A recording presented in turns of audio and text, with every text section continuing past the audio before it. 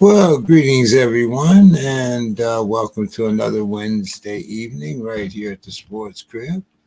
We'll get all the little commercial stuff out of the way. As you can see by the banner across the bottom of the screen, you can subscribe and donate to our channel on YouTube.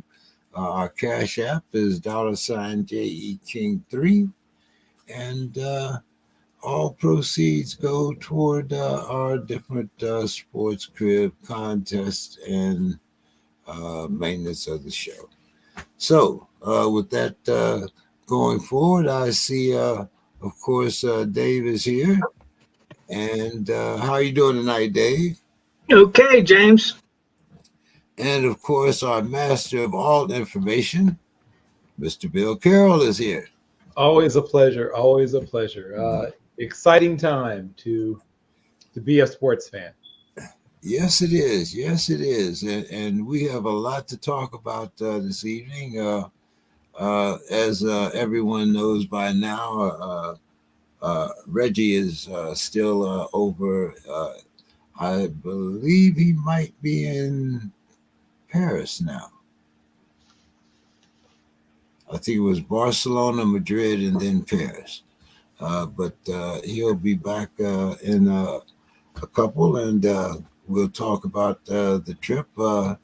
I know right now he's in mourning, being an Alabama fan. So, a lot of things happening this week. We are starting off, of course, with Major League Baseball and the playoffs. And although our other baseball guru is gone, we do have the number one stats and statistic man here. So we'll talk a little playoffs with Bill. Dave, I know our parents don't have anything invested in that way, but I think we have some pretty good matchups. Of course, I'm here in San Diego, so I'm good. I'm great. It's San Diego. The playoffs are here, and we're ahead. So we'll let's talk about some of the things that's happening in the playoffs, and let's see, where am I? And we'll start with excuse me, the Tigers being somebody else is in the queue. Let's see, who is that? Who is in the queue? Is that Mr. That's Bo. Bo is here. What's up, Bo? How we doing tonight? How's it going, gentlemen? Hey, Bo. Hey, good to see you, Bo. Good to see you. I caught a little bit of Bo's show a little earlier. Bo, your Phillies fan is kind of scary there. Yeah. Well, I mean that is his job. He's a professional fan. He is the Philly sports guy. So that is legitimately what he does for a living. Hey, great job if you can get it. Not mad at it. No, and as you said, yes, he is very good at what he does. So, yeah, I was impressed. So, yeah, they showed him on ESPN after yesterday's loss. He looked a lot like the rest of the team, kind of dejected and sad.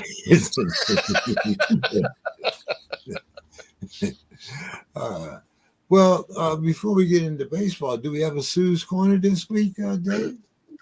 Yes, we do. She talked to me, and I transcribed this. She's taking us to State College, Pennsylvania. Okay. Penn State coach James Franklin is now a transportation lobbyist. He wants the runway at State College to be extended to accommodate longer-range aircraft. Franklin explained the challenges of traveling to the West Coast. A big part of us leaving on Thursday is we cannot fly out of State College. So that was a big part of our discussions with the Big Ten when all of this got started. And I think that's the expansion. Right. is not only are we one of the most northeastern teams or schools, but based on runway length, size of plane, weight of plane, fuel on plane, we can't get out of here unless we would stop for fuel. So instead of flying out of State College on smaller aircraft that would require a fuel stop, the Nittany Lions will be bused for an hour and a half to Harrisburg so they can board an aircraft that can reach the West Coast nonstop. Right. Bus trip to the airport combined with the cross-country flight will make for a longer travel day for Penn State. Franklin is right to be concerned about the logistical challenges, as Big Ten teams traveling 2 or more time zones away for games are 1-7 this season. Right. Penn State is further away from a metropolitan area than other Big Ten schools, which is also a recruiting problem. Franklin prefers that the runway at State College is extended at some point since it is just 10 minutes from the school. So that's Sue's Corner, and that's a legit concern. Just the isolation, and before, their away games weren't, the planes could accommodate them, but to get out to the West Coast, I guess if they're flying out of State College, first of all, they're probably talking a couple planes, and number two, they have to make a fueling stop.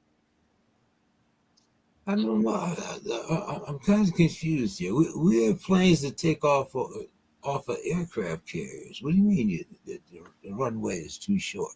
Well, those are fighter aircraft, and right. they're being launched. No. Some of these little islands where you have planes flying into, big planes, and like I said, I don't know. Maybe they, need something with a little more jet thrust. But well, what do you think about that? It's not just the thrust, James. It's the lift dynamics. Those planes that you're talking about are not made for short takeoff and landing, James. They're not specially designed for that. These are Airbuses or 757s or whatever. Okay. They don't have any special modifications. And for commercial aircraft, they have rules on the amount of the fuel load based on the length of the based on the length runway. Of the That'll limit the amount of fuel that they can put on. Oh, No, that's the problem. They need afterburners. Let's go. Yeah. Get a catapult. That's right. That might be cheaper than lengthening it. Right. And more exciting. Definitely that. Those landings would be rough. When they tell you your stuff might have shifted, they ain't kidding. Yeah. Well, they'll have to put the hooks out there. Have a hook and then have a cable across. The tail hooks. Put out the tail hooks. Yes. Yeah, That being said, I will absolutely grab some popcorn and watch that.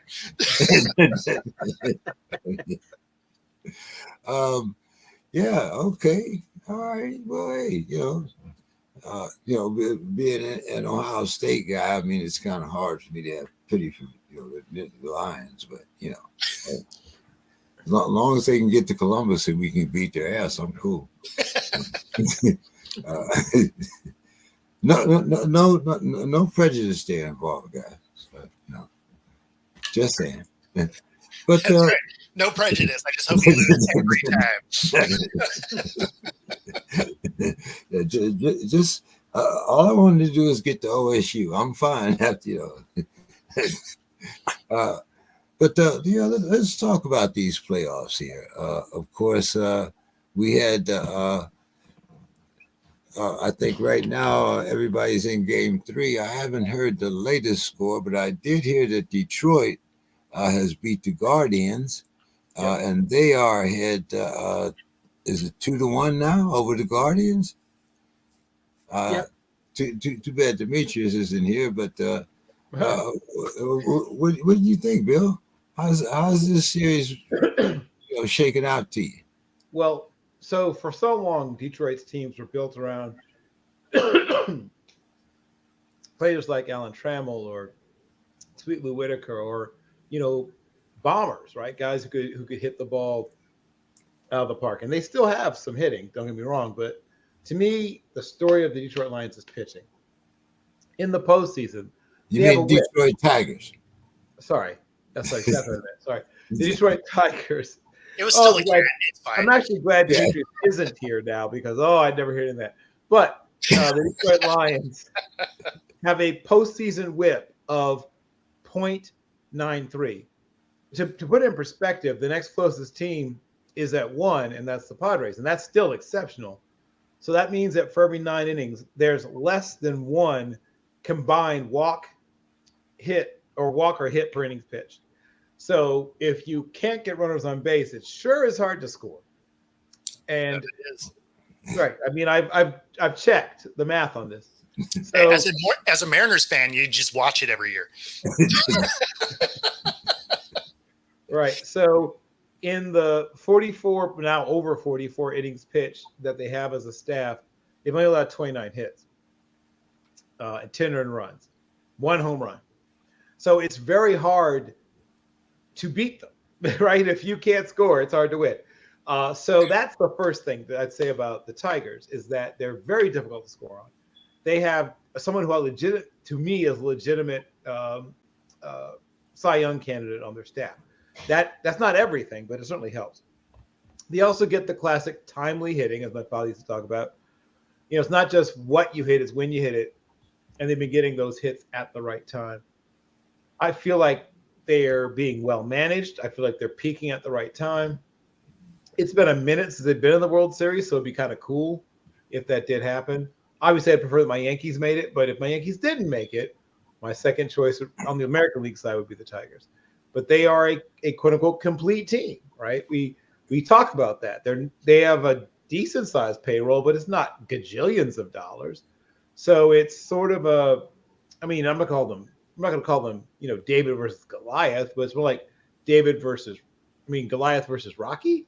Where at least it's somebody who has a legitimate chance in there. And they're well constructed. They're well managed. I will not be shocked if they make it to the World Series. Bo.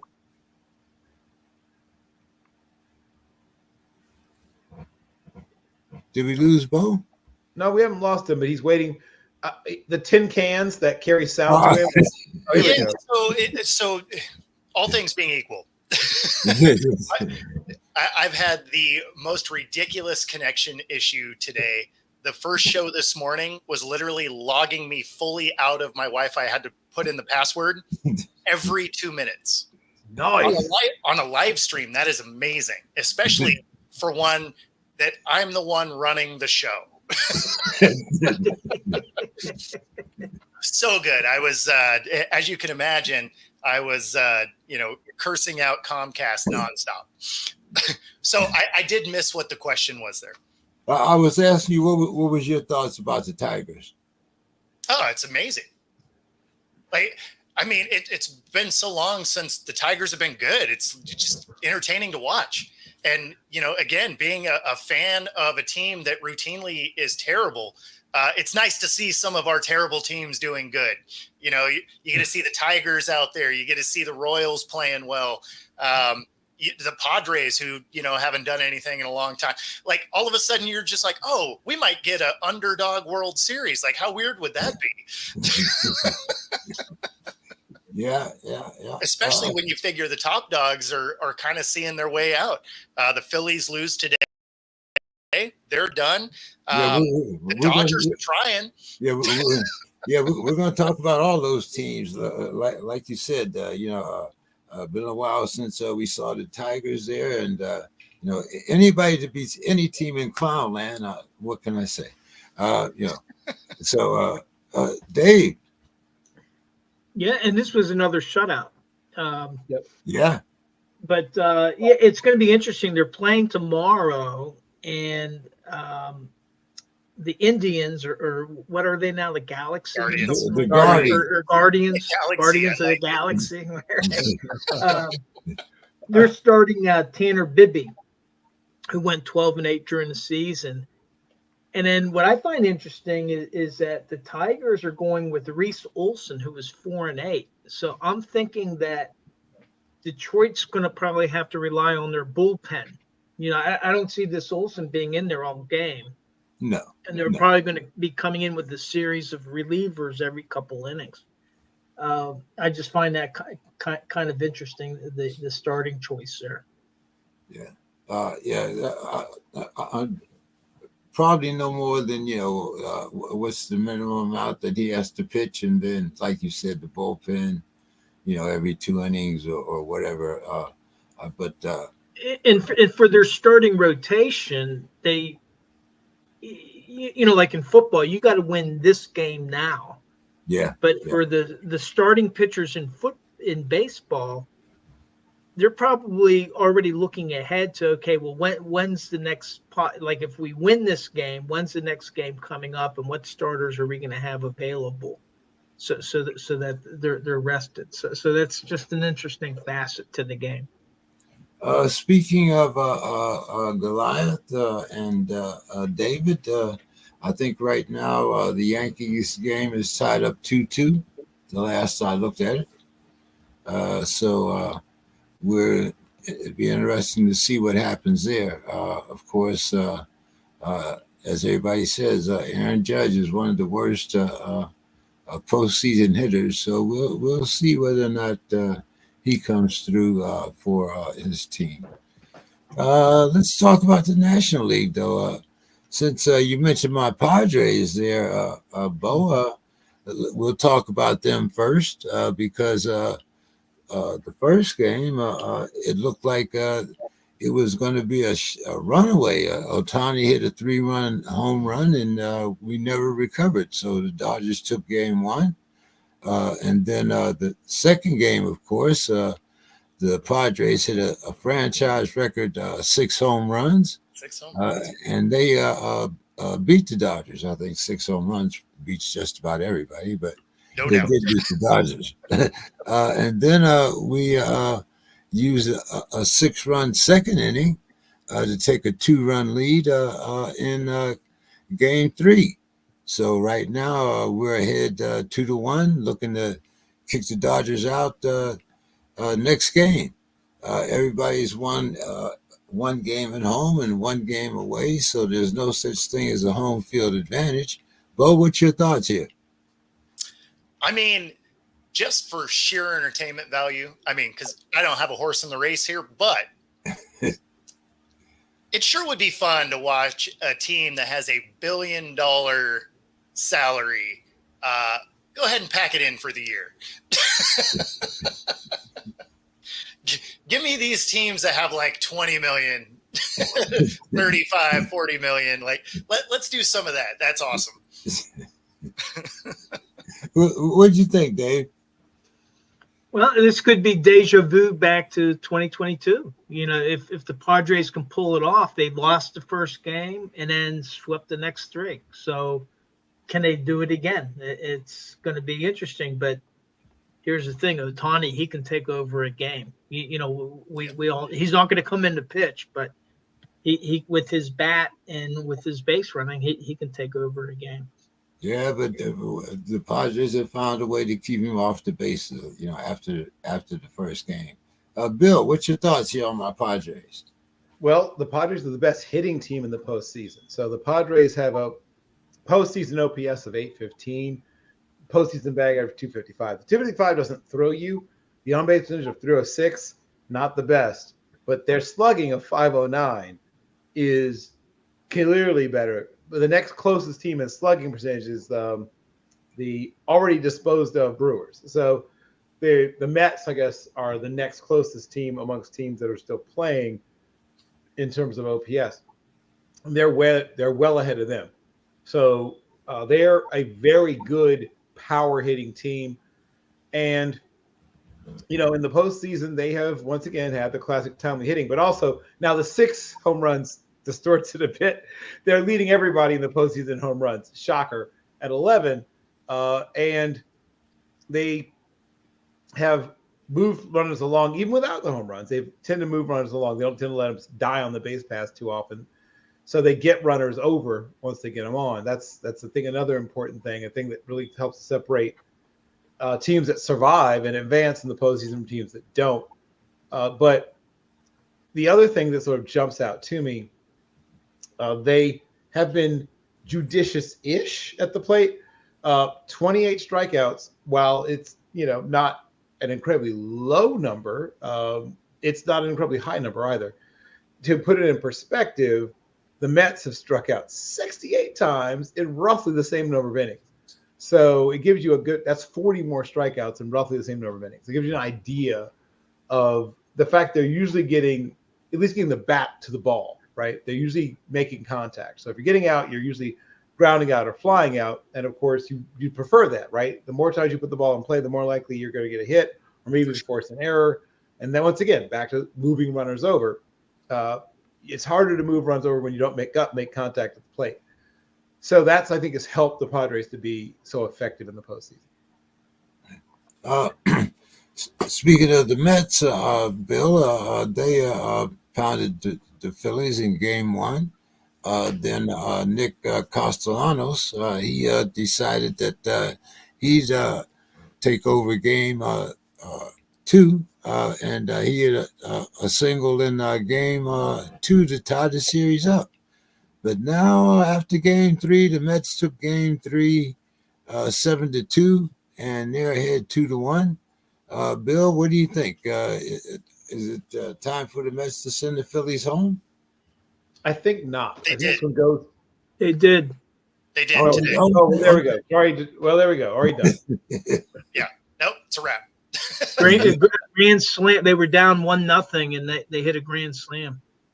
Oh, okay. All right. Well, I grew up Mets fan, so I'm happy about that. Go ahead, Dave. You said they were down 1-0, and somebody hit a grand. Yeah. I think that the Phillies took an early 1-0 lead, and then it was a pretty tight game, but then the Mets were able to load up the bases and hit a home run. Let me see who it was. Yeah, so it was they had a 1-run lead. They scored in the 4th, and then in the 6th, the Mets got the grand slam, and that was it. Yeah, Francisco Lindor. Oh, Lindor. Okay, yeah. Okay, Lindor. Yeah, all right. Yeah, he's one of the Mets' big guys. So yeah. But I don't think you hear a lot about him hitting grand slams. Not usually. Yeah. Well, you need the people in front of you to help out a little bit. Yeah. So it'll be the Mets against whoever survives against the Dodgers and the Padres. But hey, that would be a big thing, knocking off two of the big guys. I mean, the Dodgers and the Mets have what is there? Dodgers, Mets, Yankees. Do they have their own bank or something? I mean, it's. Well, it helps if you have. I mean, all the owners are rich, but if you're looking about like super uber rich owner groups, those are amongst them. And of course, they're in extremely major metropolitan areas. They have additional revenue streams. They have their own. Each one has their own network or whatever you want to call it. Yeah. Yeah, I think the Yankees actually have like a printing press under the stadium where they make money. and if you've been to any of the three stadia that we mentioned, you get pretty thoroughly milked as a fan. For those who are wondering, you may want to tap into that 401k if you're taking a family of four out to the ballpark to any of those. Yeah. I think hot dogs are $5, something like that. Well, and that would probably be cheap at the Mets or the Yankee Stadium, either one. A $5 hot dog is cheap. Yep. Yeah. Here in Seattle too. Like you're buying a beer for like $12, $15. So it's one of the things I always laugh about with the Mariners is revenue wise, they do great. They just don't care about wins. Well, hey, that's what drives it. It's the revenue stream. It's not really, it used to be how you do. Now it's, how big is your revenue stream? So, though some might say in a capitalist society, revenue really is winning. Well, that really just depends on if you are there for an overpriced flat warm beer or you were there to try and watch a team win. So you can be losing and winning at the same time. Yeah, there you go. I'm expecting Mr. Scott to come through here anytime now. But we'll see. I'm pretty sure he will, considering that the Vikings are 5-0. I was going to say, has he missed a show since the season started? Yeah, he always claims well, Bo, I think you're on his hit list now too. I don't know what you I hope did, so. Bo, I'm going to start this next topic off with you. We're going to talk a little college football, but it seems like there's been a ruling by the NCAA that there's going to be no more national letters of intent. Oh, really? I hadn't heard that. Yeah, I think I just saw it. Bill, did you hear about that? I think they're studying it. I don't think it's happened yet, right? I think it's as of next year. There's Really? no more. Yeah, I was looking at it was either ESPN or Yahoo Sports, where they were talking about that. Let's see, it might have been. I'm going to go to. It would make sense in a way with the way everything's going, because even if you put down your letter of intent, the transfer portal is basically there all year at this point. At least that's the way it feels. And then let's be honest, you can be like, you know what? I'm going to go be a Gator. And then Alabama says, you know what? We're going to give you $1 million. You're like, you know what? I like Alabama. Right. Yeah, I think at that stage in the game, I'm not really I didn't know that they were doing it, but at the same time, it makes sense to get rid of it. Bill, what do you think here? So now once again, sometimes what happens is somebody makes it something new and improved, or hey, we got rid of such and such, and then they change the name of it. What's happening? And of course, for those of you who remember, the National Letter has been around for about 60 years, and players will still be able to quote unquote sign or commit to a school. The binding element is really what's the only part is really going to change. So the Division I Council had said, going back a few months ago after their September conference, that incorporating the benefits of the NLA program into institutional aid agreements is intended to add clarity and efficiency to the commitment process for all prospective student athletes, including four-year college prospective student athletes. So what is going to change? Well, amongst the things that can or will change is there'll still be some form of binding agreement, right? The dates outlined are as such. For football, early signing will still begin at the Wednesday following the last FBS regular season game at 7 a.m. Eastern Standard Time. And throughout the immediate following Friday, regular signing will begin at 7 a.m. on the first Wednesday of February. For basketball, it's 7 a.m. Wednesday of November, second Wednesday of November through the following Wednesday. Regular is the next Wednesday in April. And then 1 week after the women's and men's national championships. So what else changes? Well, not necessarily a whole lot of other things. So what it will mean is that you will still be able to sign with school of your choice, whatever name we'll call it. And at that point, you can still indicate you're planning to attend that school for one full academic year. And it used to be that you had very little wiggle room, right? Now, when the Collegiate Commissioners Association approved the changes, they then allowed athletes to withdraw from their signed NLI for any reason without penalty. Once they decided that, even if they hadn't, quote unquote, eliminated the national letter of intent, if you can leave it, if you can essentially void it with no penalty, then you could say we're keeping it. It wouldn't mean anything. It doesn't change anything if you're allowed to avoid it. So that they simply were putting deed to words they had already said over a year ago. Well, especially with the way the transfer portal is now, you can commit to a school and then transfer anyway.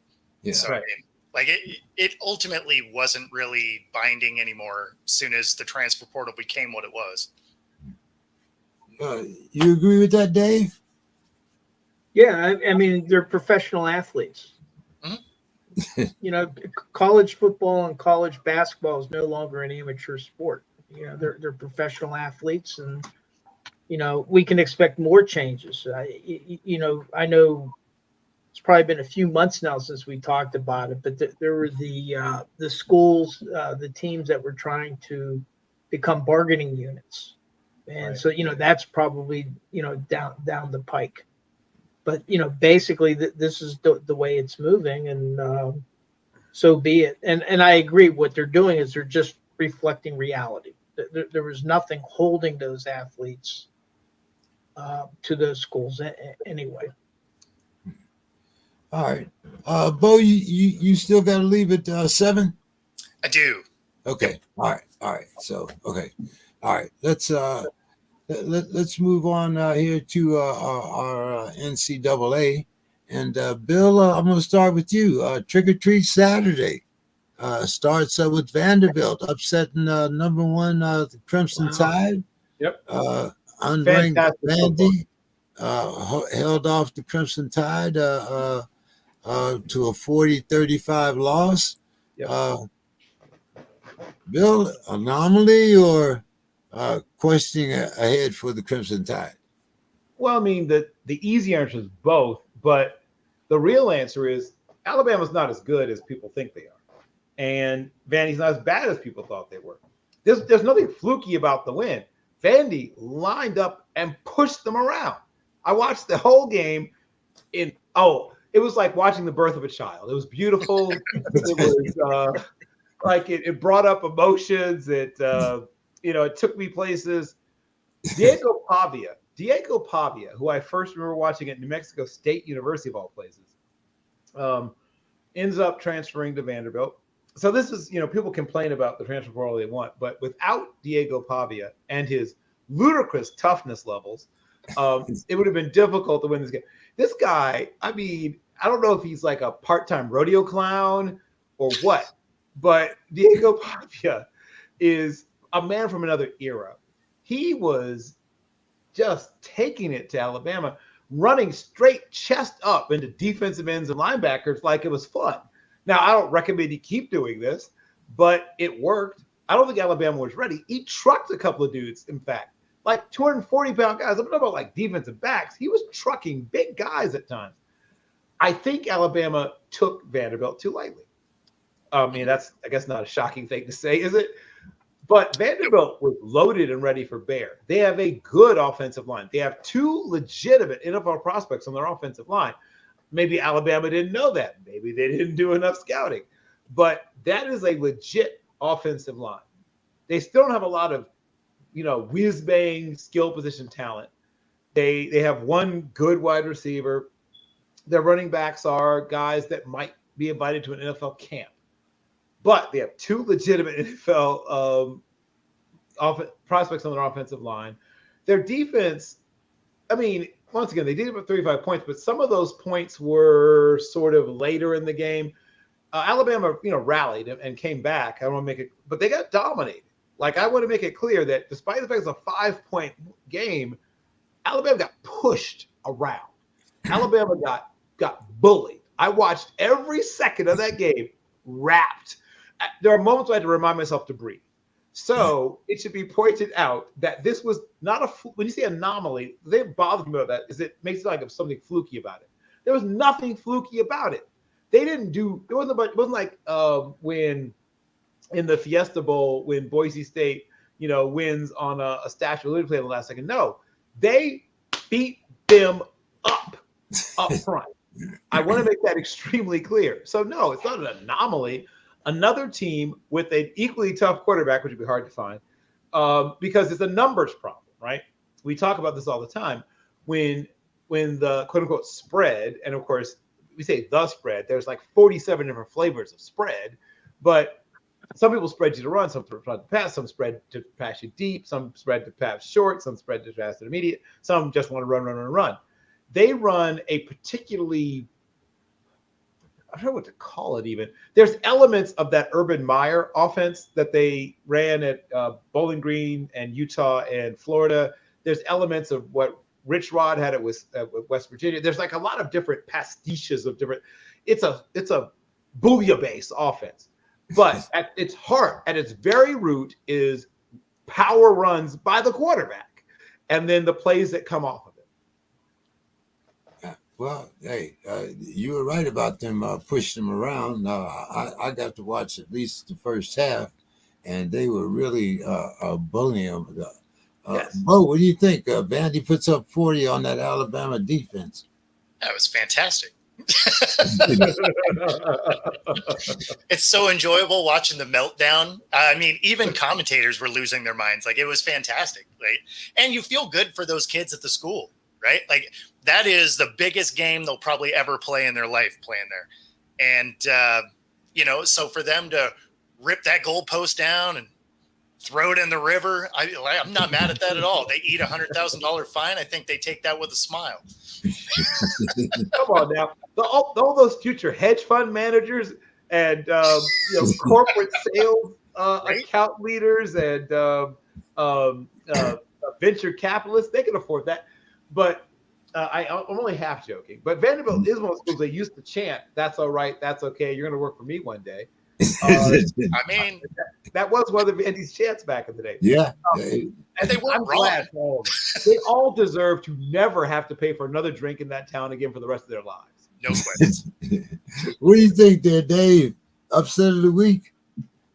Oh, yeah, it's a huge upset, but as Bill was saying, Alabama should not have been taking Vanderbilt lightly. They took Missouri to overtime last week. Correct.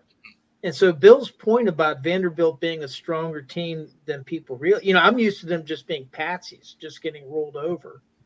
And it's the exact opposite. Now, if they can get by Texas in a couple of weeks, wow. But, we'll see what happens then. But it was a lot of fun watching them take the goalpost down the road through the middle of the street to the river. And how many games are they going to have like that in Vanderbilt? So kudos to them. The singular one. and there's no way they can go to Texas, because Texas is going to be ready. They're going to watch that and be like, "That's not going to be us." Like, they're going to come and smack them. Well, Bo, we continue as number 4. Tennessee falls to unranked Arkansas 19-14. The Volunteers were held scoreless in the fourth quarter as the Razorbacks kicked 3 field goals for the win. What do you think here, Bo? Were the Volunteers guilty of reading their own press clippings? I mean, maybe a little bit, but that defense actually looked really good. Like, it was, when you're watching the game, it's not like it was, they were just playing terrible. It was good defense. And so, I appreciate that. Yeah, I love a good defensive game too. 7-0, 3-0, 6-3. I love those games. Everybody else hates them, but anyway. Right. So not all of them are equal, though, right? Because when you were watching the Jets and the Broncos, like, that was not a good defensive game. That was just terrible football. Like, there's a difference. Yes, and we'll talk about that. Go ahead, Dave. Yeah, no, I would say, the defense, and Tennessee's defense played well. Yeah. But what about their offense? Their offense needs to be able to score late in the game, and they didn't. And Arkansas, did. So there you go. But I think as good as Tennessee's a good team, but a lot of these teams that aren't ranked, they got a lot of good players. You cannot afford to let up on any given week. And I think that this is what this weekend has kind of demonstrated with all these upsets. Dave, go ahead. Well, so the only thing that I can say that I do like about all of these conferences essentially becoming super conferences, right? And of course, now they're talking about a 70-team, right, deal. Is you're actually going to see the end of undefeated seasons, right? Like, because within the conference, you actually have good teams. It's no longer like, oh, I'm going to play in my conference. There's really 3 teams I got to worry about, and the rest of it is going to be, Tulane and Temple and, some school that you didn't even know had a football program, but they're big enough. Vanderbilt. Yeah. So, I mean, Yeah. but because now all of a sudden these conferences are big enough, half of your schedule are real teams. So, now your guys that are front runners for a national championship, there might be one that's undefeated, but you're going to have a lot of like 1 and 2 lost schools that are fighting for these playoff positions because there's just better competition within the conference, So, I mean, if there's anything good that gets away from the tradition of what all of this was, is competition within those conferences is better. Yeah, well, that's what we're hoping for. Even though we do have these humongous conferences, we are hoping that the competition gets better. But staying on that number 25, Texas A&M. You were just talking about Missouri there, Dave, and the way that Vanderbilt played in the week before. Well, this week Texas A&M. They did a little more than do them. They put a little ass whooping on them here. It's like 41-10. So A&M running backs, what is that, Bill? Laverne Moss? Le'Veon? You should recognize his name, Le'Veon, I think. Yeah, Le'Veon Bell. Yeah. Le'Veon, he had 12 carries for 138 yards and 3 TDs. And his running mate, Amari Daniels, he had 9 carries, only 34 yards, but 2 TDs. So, Bill, is this either a real Texas A&M or, was Missouri playing with smoke and mirrors? Yes. So, stop me if you've heard this before. Texas A&M is loaded. Yes. Loaded. Stop me if you've heard this before. It's 5 stars, 4 stars, 5, 4, 4, 4, 5, 5, 5, 5, 4. And then every once in a while, they'll throw in like a 3-star for flavor. They are loaded. The surprise should not be that Texas A&M beat somebody. The surprise would be that Texas A&M doesn't beat people to death more often. They're loaded like they were last year and the year before that and the year before that and the year before that. And the year before. Yeah. The shocker is that they didn't underachieve, I guess. Is that what they're surprised by? They're loaded. Before the season, I thought they would make the playoff. Texas A&M is loaded. They're always loaded. I don't get why they aren't better, right?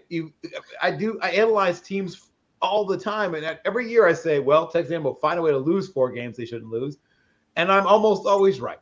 So it is one of those things I've just learned now to take what I think this team will do and add 4 losses, and I'm almost nail it every year if I do that. They are just a very strange team, but they just didn't underachieve. Missouri is nowhere near, if you just look player by player, is not as good a team, right? There's not as good a team. Go play. Luther Burden is a superstar, right? That's the one place where I can say, okay, they got him beat. At every other position, all across the field, the other 21 out of 22 players in the field, I'm giving either a push or the check mark goes to Texas A&M. So I don't know why people are so surprised, quite frankly, except I guess they assumed that Texas A&M would just lay down like they sometimes do, but they didn't. Ta-da! I like that you described their team as if they were winning the comeback player of the year for the NFL. Like, oh, we understand that you're not actually coming back from anything. You just didn't suck. So here's an award. Yep. Well, what do you think there, Dave, after you had watched that Missouri Vandy game? 24-0 at half. I mean, that was, they did clobber them. But, to Bo's point about the competition, well, I think Missouri has Alabama and Oklahoma still on their schedule to prove themselves. And Texas A&M, they're going to be playing LSU in a couple of weeks. and then they close out the season against Texas. So again, these are schedules where if they can get through those tough games, then it's going to be really interesting what the selection for the college football playoff is going to look like. Yeah.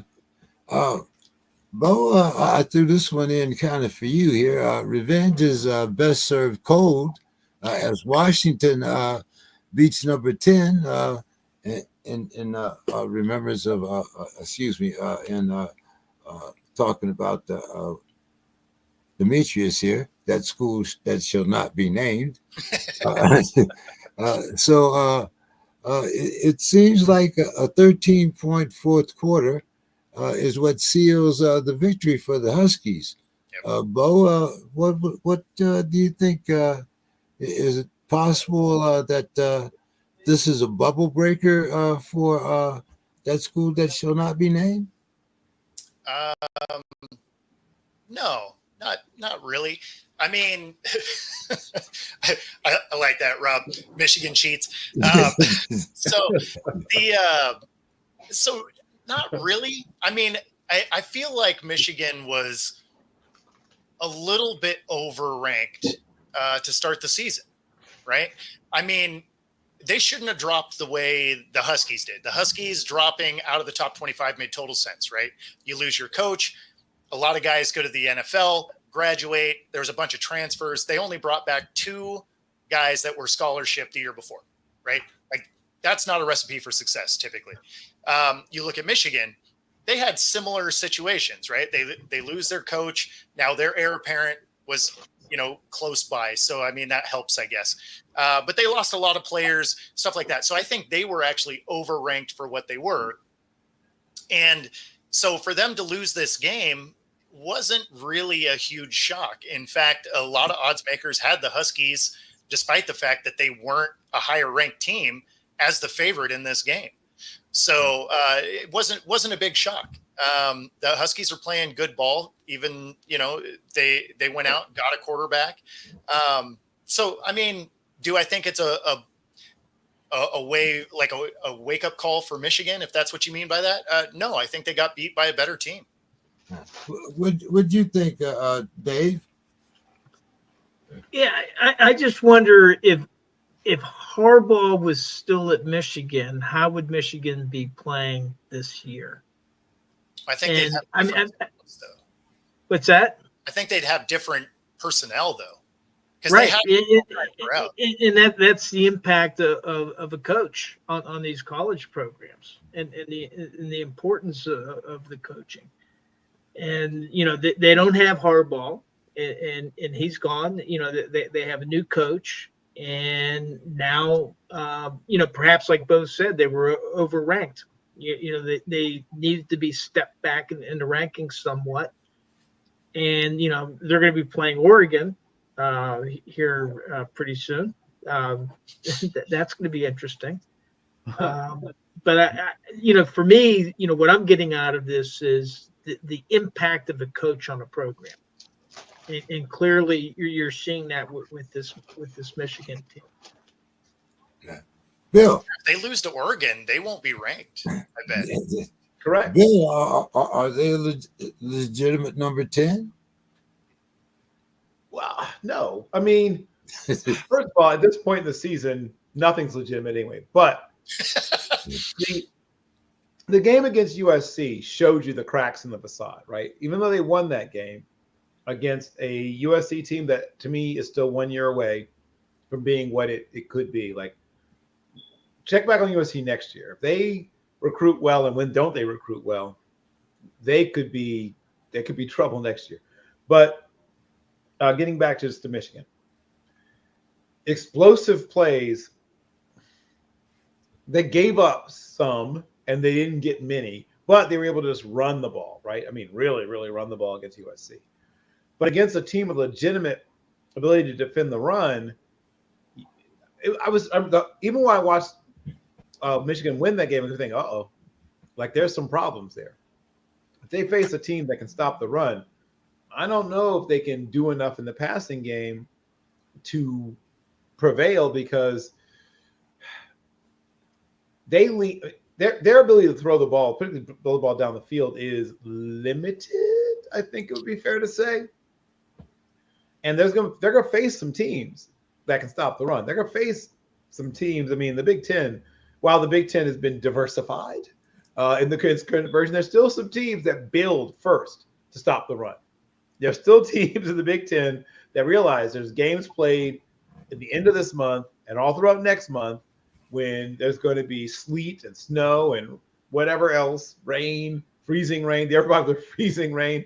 Oh boy, yeah, what a thrill! That's when you find out how much you love the game of football. When a late November game in the freezing rain, yeah, that's when you find out. But I saw this coming to some extent. I won't say I called for a flat out upset, but I thought Michigan might be in some trouble, and I think Michigan is going to continue to be in trouble against teams that can hold up against their running attack and dare them basically to throw the football, particularly throw the ball. Like you play close to the line of scrimmage and make them try to throw the ball deep. I think that's really the recipe for success. You can stop the run, take away short passes, and say, okay, beat us deep. I don't know if Michigan can do that. And I think that they'll struggle against teams that have that kind of game plan. What do you think, Dave? Well, I already told you. I talked about the impact of the coach. Coach.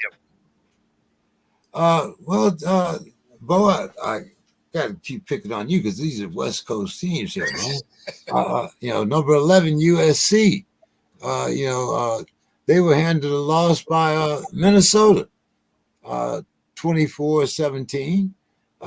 Do you think that the Golden Gophers bit a hole in the Trojans' playoff hopes, Bo?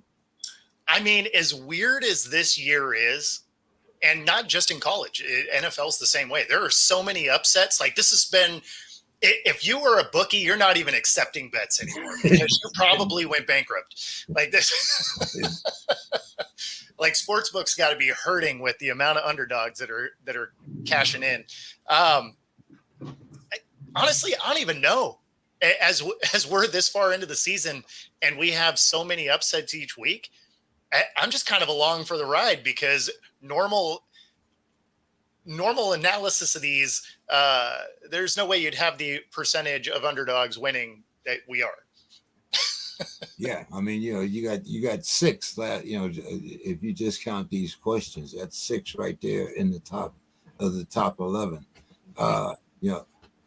Dave. Well, what bugs me about this game is now USC is going to be itching to rebound, and Penn State's going to have to take their desert caravan and somehow make it to California to play them next week.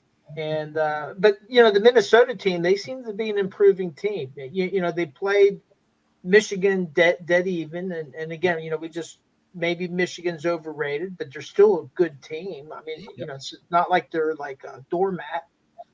And now they've upset USC. So it'll be interesting to see, how Minnesota progresses.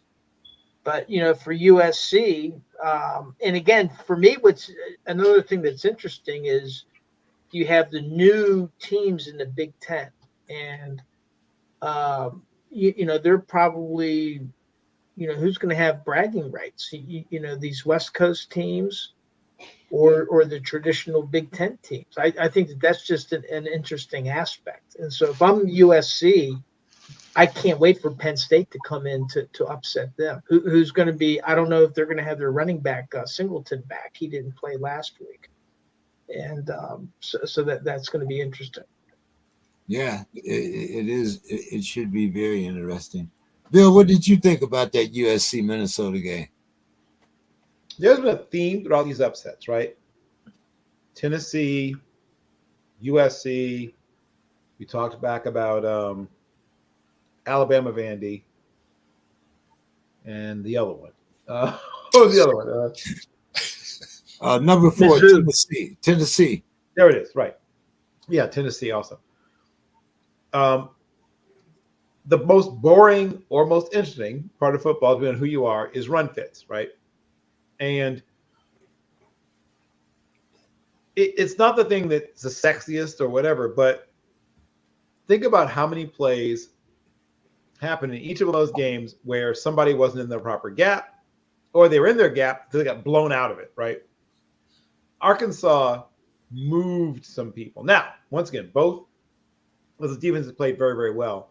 But in the key moments, when I'm running the ball, you know I'm running the ball, we know I'm running the ball, everyone knows I'm running the football, Arkansas was able to still sometimes get that crucial yard or two, and Tennessee wasn't. We're talking about Minnesota, Bill. I know. I'm pointing out there's a theme running through all of them. Oh, okay. That was the point of what I just trying to make.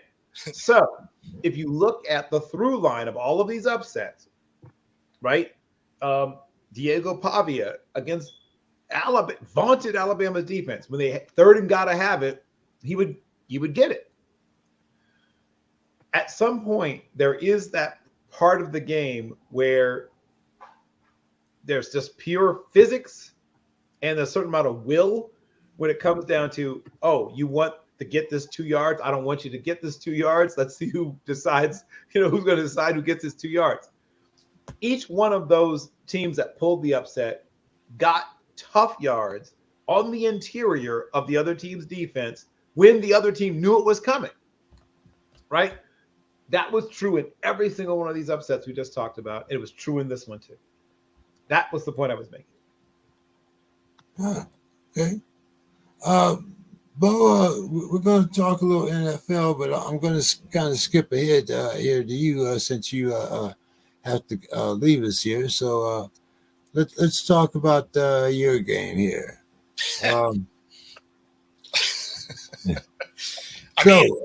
The Giants kind of beat you up there, Bo, 29-20.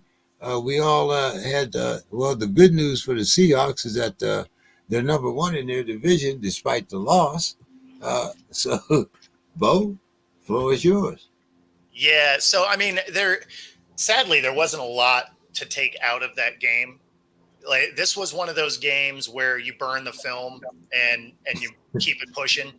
And why that is because they didn't perform well in any phase of the game, right? The defense was getting hammered all day, and you knew they were going to, right? They had so many injuries in the linebacking core and on the defensive line. You knew that anything up the middle was going to be there. Seam routes were going to be there. They just didn't have the personnel. And you watched very similar things the week before because they had a lot of the same injuries against the Lions. So I will say that was probably the best we've seen the Giants play all year. That was probably their most complete game.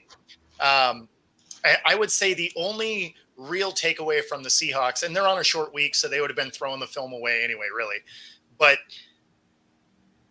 was the play by JSN to act like he was going to get that ball on a streak and dragging two defenders with him when Geno was scrambling and, ends up scrambling for 20 yards. So that was a real veteran style move from the second year kid.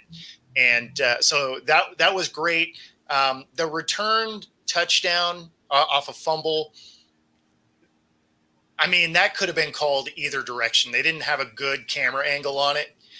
It sure looked like it was a touchdown for the Giants. So, I mean, that score actually could have been way worse than it was. But, they just couldn't get anything going on offense. DK fumbles again. Like, it was just a comedy of errors for 60 minutes. And, fortunately, they get a short week. So they just get to push it out of their mind, reload, get ready for San Fran tomorrow night. Well, hey, Bo, final thoughts, my man. My final thoughts based on how today has gone is Comcast, do better. That's all. Have a great night, gentlemen. Take care, Bo. All right. Have a good one. Oh, all right, guys. I'll get back to our normal football here. And we'll start, of course, with Thursday night. Thursday night, we had the banker. He was 30 of, I think that's 53 for 509 passing yards with 4 touchdowns and the Falcons' victory over Baker's Bucks. The Falcons marched downfield in overtime and kept the Bucks off the field. Dave, did anybody pick the Dirty Birds? Yeah, I wish he was here last week. And something happened last week is I write down all of our spread picks as well as the over and unders, and I have them down on a piece of paper. So I have like pieces of paper all over my desk. And then last week I shredded a bunch of paper, including all of our picks. So I had to go back to the podcast to rewrite everything down again. But Anthony, after all of us took Tampa in the over, Anthony was the contrarian and said, no, I'm taking Atlanta. And so there you have it. Anthony has bragging rights on that game. Okay. Did you see it coming, Bill? Well, obviously not. I mean, Kadero Hodge, I don't think he even was on their team at the beginning of the season. I think he was added, 3 weeks ago or something, 2 weeks ago from somebody else's practice squad. The Browns, maybe? Don't quote me, but somebody else's practice squad. So the hero of the game, was a guy that didn't even start the season on their roster. So no, I didn't see that coming. I have always known that offense had the potential to explode. And in my waiver wire article of prior to week 5, I wrote about Darnell Mooney. So I feel very smart about that. I've always liked Darnell Mooney. I liked him at Tulane. I thought he was terrific. When he got to Chicago, he didn't get the ball enough. But I mostly blame the play calling and the offense and the lack of usage. But he's a terrific ball player. And I think people are about to wake up to just how good Darnell Mooney is. So this is an offense that's long been capable of this kind of thing. I mean, just to remind people, they've got Kyle Pitts and Bijan Robinson, Tyler Algier, and, the aforementioned Drake London and the aforementioned Darnell Mooney, and now Kadero Hodge, who comes from out of nowhere. But they have a lot of skill position talent on this team. They have not always looked like it, but this potential to look like this has always been there for this team. And as Bo said before he left, they were really, really, really, really, down several pegs on defense. Seattle was missing, I think, something like 4 starters or something on defense. And even some of the reserves were a little bit nicked up as well, but some of them just had to play because, I mean, unless you're going to, start dressing out training crew members or interns, I mean, you got to play who you have on your roster. So they definitely gave up some plays I don't think they would have given up if they had. I think every single one of the day one starters at linebacker was either too hurt to play or was playing hurt, if memory serves you correctly. And then some guys on the 2 deep who not even the guys who weren't even starters were playing hurt. So they had some problems right at the middle of that defense, as Bo pointed out. And that's where they were attacked, which is just smart football. I mean, that's what you're supposed to do. You attack a team where it's weak. You attack their seams. You attack them up the middle. You attack the underneath routes where a bunch of backups are, and they look like backups. So I should have thought about that more when I was making my pick. I checked roster trends and injury reports, but I usually wait until later in the week to do it. I should have done it probably. I don't do it on Tuesday because it changes so much, right? Because guys who are not looking like they're going to play end up playing. Guys who look like they're trending towards playing end up not playing. So I usually check, before the Thursday night games, but I should have checked earlier, I guess. Yeah. So let's go to the Sunday games here. Dave, the Broncos, rookie quarterback Bo Nix, he was 19 out of 27, 206 yards, 2 TDs. The Broncos beat up on the Raiders. How long do you think the Raiders are going to hold on instead of fold them this season? I just read where they changed quarterbacks, right? Minshew is benched now, and they're going back to Aiden. Right, and they actually did that during the game. They I think it was after Minshew's second interception, they brought Aiden Cooper out. We'll see what happens in Las Vegas this weekend, but it sounds like they're going with Aiden Cooper as the starter. I think that they announced that today. So the Raiders are making changes. And Max Crosby, I think he's a bit dinged up, but he's still playing, and he's still a dangerous player. But hats off to the Broncos. And I know that whenever the Steelers played them, people were kind of questioning the Steelers' offensive game plan. They weren't throwing the ball in certain parts of the field. Well, that's where Pat Surtain was. And he just showed why you don't throw there. He had 2 interceptions, including a pick 6. So, for a long return. So,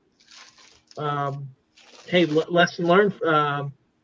Offensive coordinators, if you're playing the Broncos, don't throw in the neighborhood of Pat Surtain. If defenses haven't learned that by now, Bill, I mean, damn. But what's your thoughts on this game, Bill? Well, the old saying is more games are lost than won, and this is another excellent example thereof. Denver didn't do anything particularly special. They have a good defense, and that part has been true since the beginning of this year. They're a smart defense, not super, super talented, but a very smart defense. They play well together. Their offense is moribund. Nothing super sexy or exciting about it. They only have one sort of fantasy relevant receiver, counting tight ends, on the whole roster, and that's Cortland Sutton. Everybody else is just sort of, little Jordan Humphrey will have a big game, or somebody like that will jump up and have a big game every now and again, but you can't count on any of them. Bo Nix is a work in progress. He's a good athlete. But once again, there's so many things that he's seeing for the first time, like any other rookie quarterback.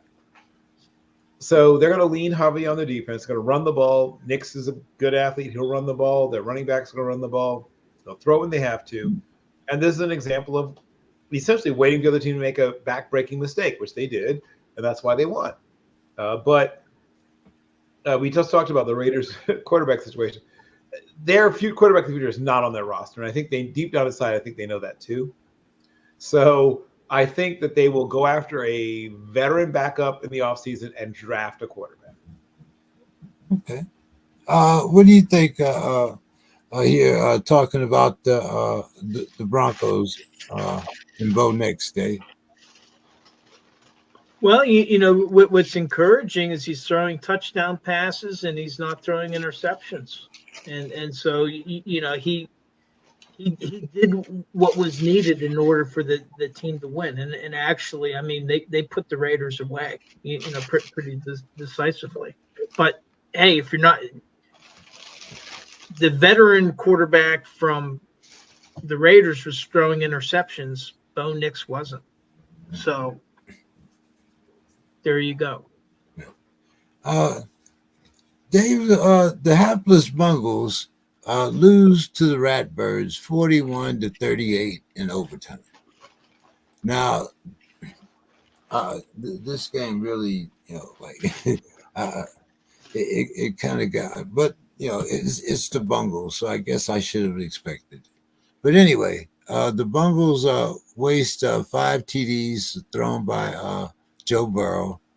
And a 51-yard field goal, a 51-yard run by Derrick Henry actually sealed the fate of the Bungles with the winning field goal. The Ratbirds are now 3-2. Dave, should we be worried? Well, this was really an offensive game. I mean, Burrow had 392 passing yards. Lamar Jackson 348. The Bengals had basically bottled up Derrick Henry. He only had 40 yards rushing, I think, or a little bit more before that big run to win the game.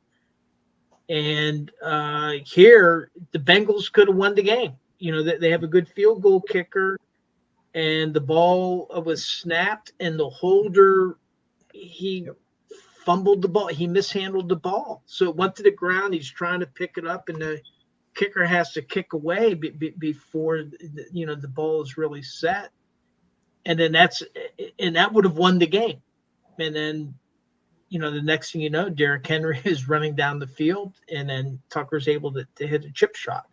And then also Tucker hit a long one in regulation. I think it was like a 56-yarder. So, a lot of offense. Both of these teams are dangerous. The Bungles bungled it again, but Joe Burrow throwing, nearly 400 yards, shutting down Derrick Henry for large parts of the game. And the Ravens coming off of, two big wins back to back. I think both of these teams are dangerous, and they're both going to be winning more games. But it's so Cincinnati they had the game won. Yes. And then they do something. It kind of reminds me of a playoff game against the Steelers. They had the game won, and then they blew it. So yeah, Cincinnati. We needed this Cincinnati to win though. But anyway, Yes. Bill, what did you think? So the biggest thing that stood out to me, besides lack of defense from either team, was that you could see how close Cincinnati is to being a team with a much better record, right? In several of their games, they have been tantalizingly close to being, a team that could have won, and they have found ways to lose, right? They have found ways to lose games. And, they're basically probably one loss away from, for all intents and purposes, their chances to be a playoff team being, if not over, then close to being over. So they're going to play some very desperate football the rest of the season, I'm imagining. And the Ravens are a very good football team that got off to a terrible start. But they're going to end up winning, 11 probably games or something this year. And that's, they're going to grow, sort of progress towards the mean. Other teams will kind of regress towards the mean. But the Ravens are a team that if they're a solid blue chip stock in essence, right? They don't always exactly exhilarate either, but they give you solid dividends on your return. And like I said, I don't see them winning less than 11 games this year. Okay. Bill, the Commanders beat the Clowns 34-13. Yep. The Commanders rookie quarterback Jalen Daniels, 14 of 25, 236 yards, one TD and one interception. Mr. Massage, he was 15 of 28, 125 yards, a TD. And is it time for us to bench Mr. Massage, Bill? And is it time to put Jaden in the offensive rookie conversation? I'll answer the second question first. He was already there. He's been in the offensive rookie of the year conversation from jump. All rookie quarterbacks who are day one starters are at that point officially in the running, and all I do is play well, which he has. So he's been in the running from Jump Street, from week one. Moving on to the second one. Well, whether it's time or not, they're not going to, James. I could give you several million reasons why, but 218 of them, as a matter of fact. So I don't think anything short of injury. I don't think he's really headed anywhere. Now, would I throw Jameis out there, even if it just quote unquote give the team a spark? Sure, I would. I'm a big Jameis fan anyway, but I feel like they sort of painted themselves very much into this corner, and they're going to probably ride this out until the season is essentially completely over, right? I can only see him getting benched short of injury if the season was truly, truly over. They've been eliminated. There's just playing out the string. At that point, I could see them, putting Jameis out there, at least in part to keep, this person to whom they owe all this money from getting injured. If there's ever a chance, the ideal scenario for the Browns would be Jameis goes out there. It somehow snaps Watson out of his lethargy or whatever it is. Watson gets back out there, plays really, really well, and they can somehow trade him. Not this year, though. The cap hit's too big. But maybe a contender loses their quarterback next year, and Watson's playing better. But yeah, they're in a semi nightmare scenario because they're bad, but they're not so bad that they're gonna have a shot at one of the first few picks. They'll probably be more in that 6 and 11 kind of bad. And I mean that contract, man. Whew, that contract. So yeah, the Browns are in real trouble. Real trouble. What do you think, Dave? Yeah, on the question about Mr. Massage there, they paid him too much, and hey, they could have kept Joe Flacco last year, who bailed him out last year, and he would have been a great backup. And you still could have had developmental quarterback on the field, and they let him go. They didn't even offer him a contract. I think in part because of Deshaun Watson and the contract that they have with him. Now, to go to another quarterback, I don't think it's going to help that much because their offensive line is completely decimated. They've had injuries, I think, of 3 or 4 of their 5 starting offensive linemen. And until they're able to rebuild that line in the middle of the season, I don't think it matters what quarterback that you put out there for them. They're going to be hurting. In terms of Jaden Daniels, I agree with Bill. He was always in the offensive rookie of the year conversation, but I think that Caleb Williams was the favorite. At the beginning of the season. But right now, when you rack their stats against each other, Daniels, and I think it's a league leading. He's completing 77.1% of his passes compared to 62.9% for Williams. Successful pass plays, 50.3% for Daniels to 42.2% for Williams. Now that's going to improve over time. And then I think that on the ground, Daniels has, I think, 4 touchdowns to none for Williams. And then every time he runs the ball, he's successful. He has a successful play, meaning he either gains 4 or more yards on first down, or he gains 50% of what's needed on second or third down, or on second down, or gets a first down on third and fourth. He has successful plays 56.1% of the time when he runs. Williams only 38.1%. But it seems that Williams he's starting to improve. But right now, if I were a voter, I would be voting for Jaden Daniels, because also, he has his team up with only 1 loss, and people weren't expecting that out of Washington. So I think he should. He's definitely in the conversation right now, and if he's going to continue to be in the conversation until he starts to swoon. Staying with you, Dave. The Jaguars get off the schneid, beating the Ponies 37-34. Jags quarterback Trevor Lawrence was 28 out of 34, 371 yards, 2 TDs. Tank Bigsby, he was 13 carries for 101 yards and 2 TDs. Dave, what do you think about the ceiling for the lowly Jaguars?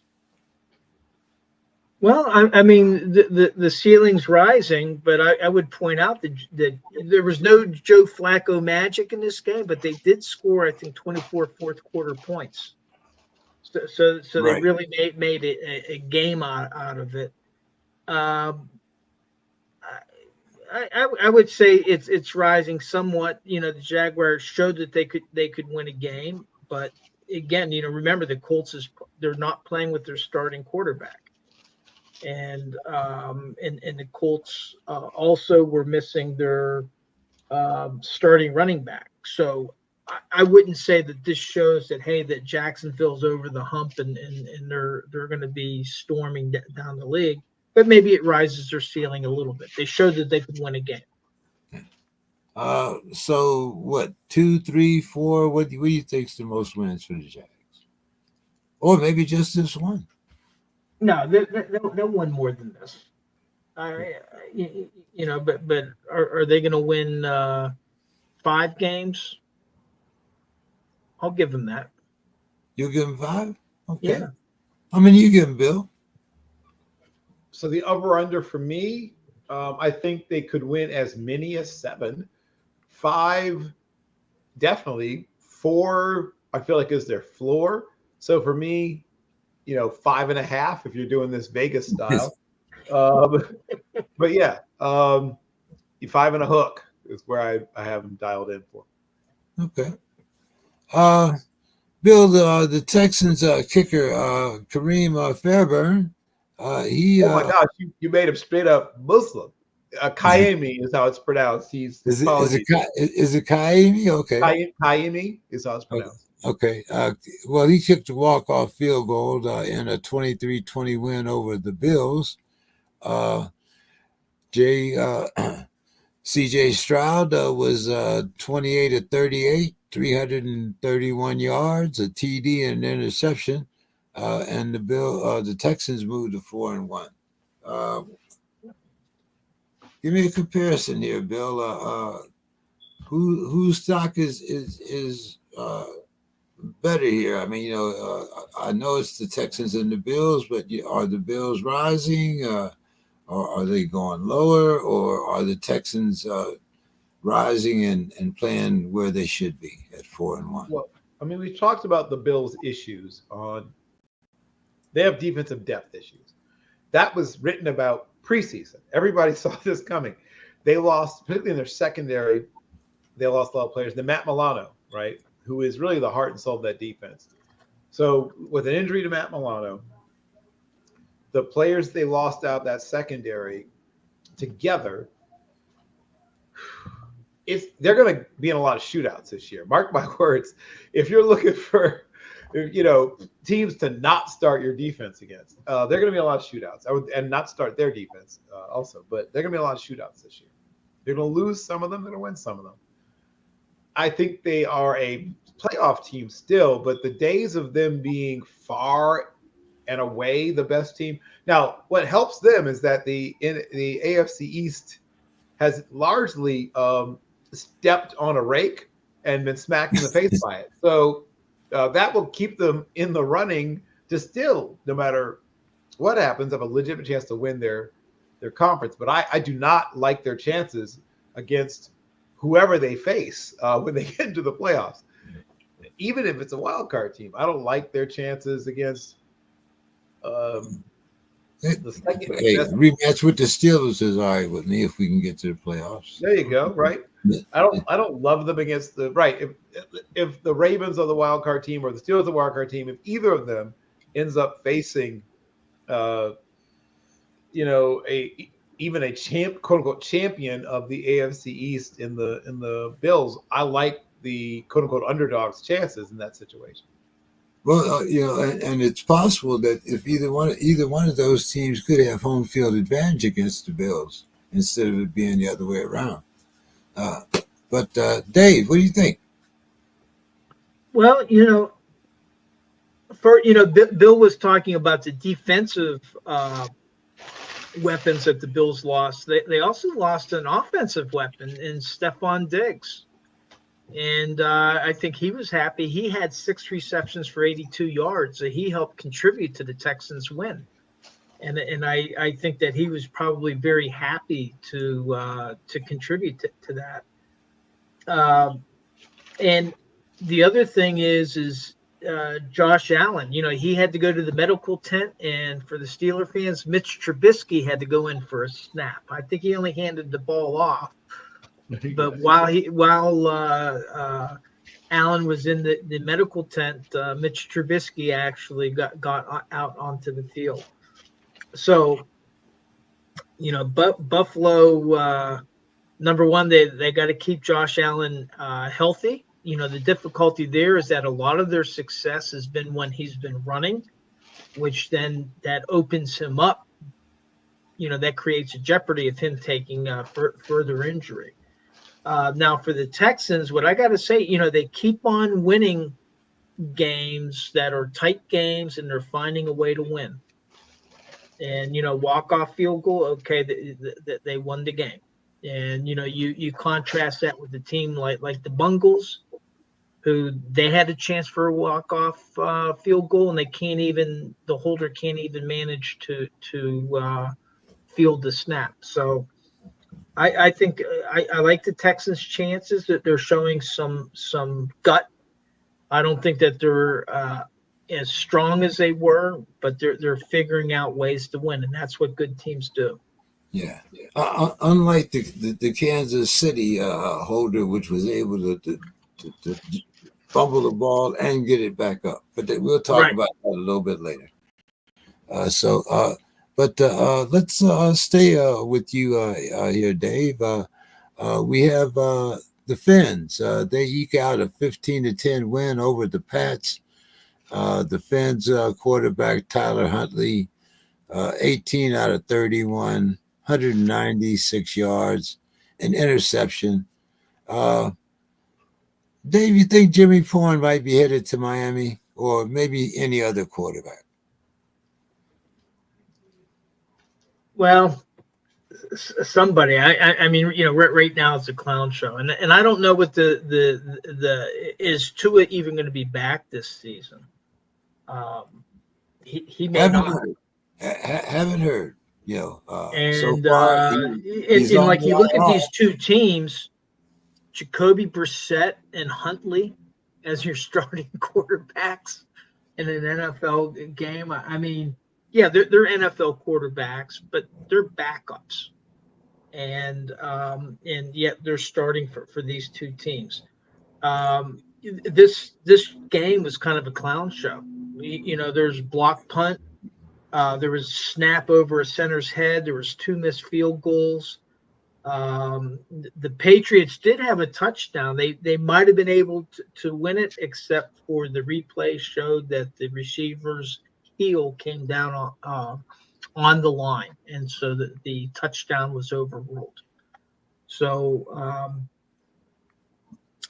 again, I would say both of these teams are hurting, and the Patriots,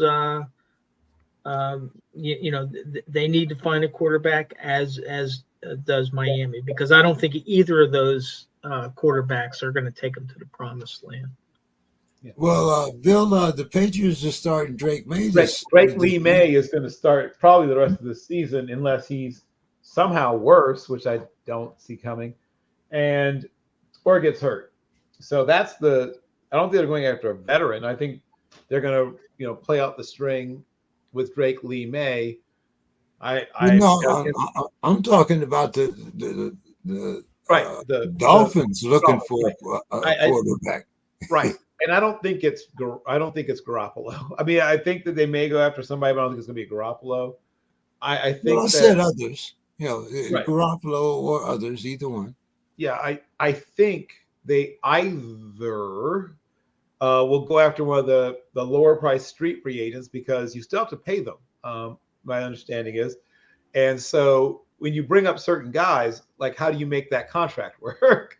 I know you like to turn off the salary cap when you play, James, but it doesn't. They can't do that in the NFL. They got to keep the salary cap on, my friend. So no, they can't just go after anybody. They have to go after people they can afford, that'll fit under the cap. Well, that's why I was thinking of a veteran minimum. That was one of the reasons why I said Jimmy Porn. Well, and the other thing, just to put this to bed, there's a lot of Steelers fans and some local pundits that keep on, every time that there's an opportunity, like in Miami, oh, well, the Steelers should trade Russell Wilson to Well, Miami. that's one of my questions for you, Dave. All right, we'll save it for later. Okay. All right. Yeah. So that's somebody they can afford, James. But back to the other question. Yeah, Drake May is going to carry forward for the rest of the year with the Patriots. The Patriots are not in win now mode, luckily. So I think they know that this year is really about development and finding out who they have and that kind of thing. Miami thought they had a chance to win the AFC East. Not that that's over now. I want to make it clear that it's not over already, but don't look good. Does not look good. Speaking as someone who had several Dolphins on various fantasy teams, Jalen Waddle has not done much this year. Raheem Mostert has gotten hurt. Now Devin Achane has caught the injury bug too, at least temporarily with a concussion. So Miami has also been snake bit a little bit as well. In addition to what we've talked about, they've had key injuries at a lot of different positions. This is the kind of thing where this could snowball, right? Things could sometimes start rolling downhill pretty quickly if things don't get turned around. And while I don't think it'll cost Mike McDaniels his job, he's very highly regarded. It'll definitely put him from, sort of the, pedestal. He'll come down off that pedestal a little bit, and, they'll assume that things will be better next year if this year doesn't play out like they're hoping. But he won't get many more mulligans, right? This year is a mulligan year because of injuries and all the other stuff. But you only get one of those, usually as a coach. So I hope he uses it wisely. And like I said, they might be drafting another quarterback in Miami, though. That is a thing that could very well be happening. It's a decent quarterback draft, not an amazing quarterback draft upcoming, but I guess we'll save that for future shows. But yeah, they're going to have to do something. Bill, the tallest midget helps the Cardinals beat the 49ers 24-23. The 49ers second half woes continue as they fall to 3-2. Bill, maybe the 49ers weren't who we thought they were. Well, who's this we? I would like to bring up that I was one of the people that tried to tell people that the 49ers were not going to just roll and roll and roll forever. They also have had some losses, some due to injury and some due to guys that left in free agency. This is not the same team. I mean, no team is the same team. Even, the teams that are doing well aren't quite the same team they were last year. But the 49ers, they'll right the ship. They'll be a playoff team. They'll be a tough out in the playoffs. But they're not last year's team and not the year before last team. So I was not one of the people that just thought they were just going to, play, rinse, repeat. Like, I didn't believe that. They've got to figure a few things out. And for a while, and Jordan Mason is a really solid running back, but the big difference is he's not a tremendous threat in the passing game. He can catch swing routes and angle routes and, shiner routes and screens and things like that. But he's just not a guy who's going to beat you down the field for a 40-yard reception and things like that, like you got from Christian McCaffrey. And so that's one thing. And then the other receivers, I mean, to his credit, Juwan Jennings has had a couple of big weeks. Brandon Ayuk is hit and miss, and, he's dealt with some injury stuff. Deebo Samuels is come and gone. So, and even Kittle has been hot and cold a little bit. I mean, he gives you great effort both in the blocking game as well as the receiver, but there have been some weeks where he hasn't done a lot as a receiver. Not always his fault because he's not been targeted as much this year as he has in the past for reasons I'm not sure of. With all the injuries at wide receiver, I thought he'd get more targets. But this is not me, the bitter fantasy owner, talking. The fact is that they're going to be good. They're going to right the ship, all the stuff I talked about. But it's going to be a struggle for them. They're not going to be as smooth or as pretty or as powerful as they've been in the past. And I said this before the season began. So, no, I'm not one of those people that just thought they were just going to roll their helmets out there and be good. What did you think, Bill? I mean, Dave? Well, with the 49ers, they're just not banging on all eight. And I think that's what Bill's saying is you got like Christian McCaffrey, he's on injured reserve. Deebo Samuel was just, I think, activated at the beginning of October, so he's not in the shape. Brandon Ayuk held out of training camp, so he was rusty at the beginning. So and Kittle has been a hit or miss, and as Bill said, they have not been targeting him. Well, if all of a sudden, if you get Deebo Samuel coming into shape, Ayuk had 147 yards on 8 receptions in this game. If he now rounds into form, if they can find a running back to at least carry some of the load that McCaffrey did, and Kittle, they're still a dangerous team. And they may get stronger as the season goes on, but right now, they're not a juggernaut, and the Cardinals just proved it. And Murray, he had a 50-yard run. I think he led the Cardinals in rushing, and he engineered the game-winning drive. So that they could kick I think they kicked a field goal to win it. Yeah. So. Again, I mean, I think that the 49ers may be stronger if these pieces that they're currently missing or are coming back into shape, if they're able to regain their form of previous years. Or it could be that, hey, the 49, because people were predicting that next year the 49ers are kind of done. The cap is going to take its toll. And Brandon Ayuk was going to be one of those leaving the team, but it could come a year earlier than people expected, and a part of that could be some of these injuries that they've sustained. Yeah, Trent Williams is out too. Dave, the Packers keep the Rams on a losing track, beating the Rams 24-19. Jordan Love was 15 of 26, 224 yards, 2 TDs, and an interception. Packers are 3-2, Rams 1-4. You want to give me the upside on the Packers here? I mean, Mr. Yeah. Well, the Love boat was in choppy waters there at the beginning of the game. Love threw a pick six, but then he got into smoother waters and was able to sail, and with 2 touchdown passes to Tucker Kraft. And so I think that Green Bay, as long as Jordan Love is on tune, I think that they're going to be doing pretty well. The Rams have been missing a lot of pieces. I kept on going with the Rams and just not accepting what the reality is that, they've been missing some key pieces. And without them, I don't know. I don't think Puka's back. No, Cooper's not back, and neither is Nakua. Yeah. So, there we go. But so the Packers won a game that they should have won. Bill, you echo that? Packers won a game they should have won? Almost certainly. And while we're focusing on Cooper Kupp and Puka Nacua, they also, you don't replace Aaron Donald. That's not a thing you can do.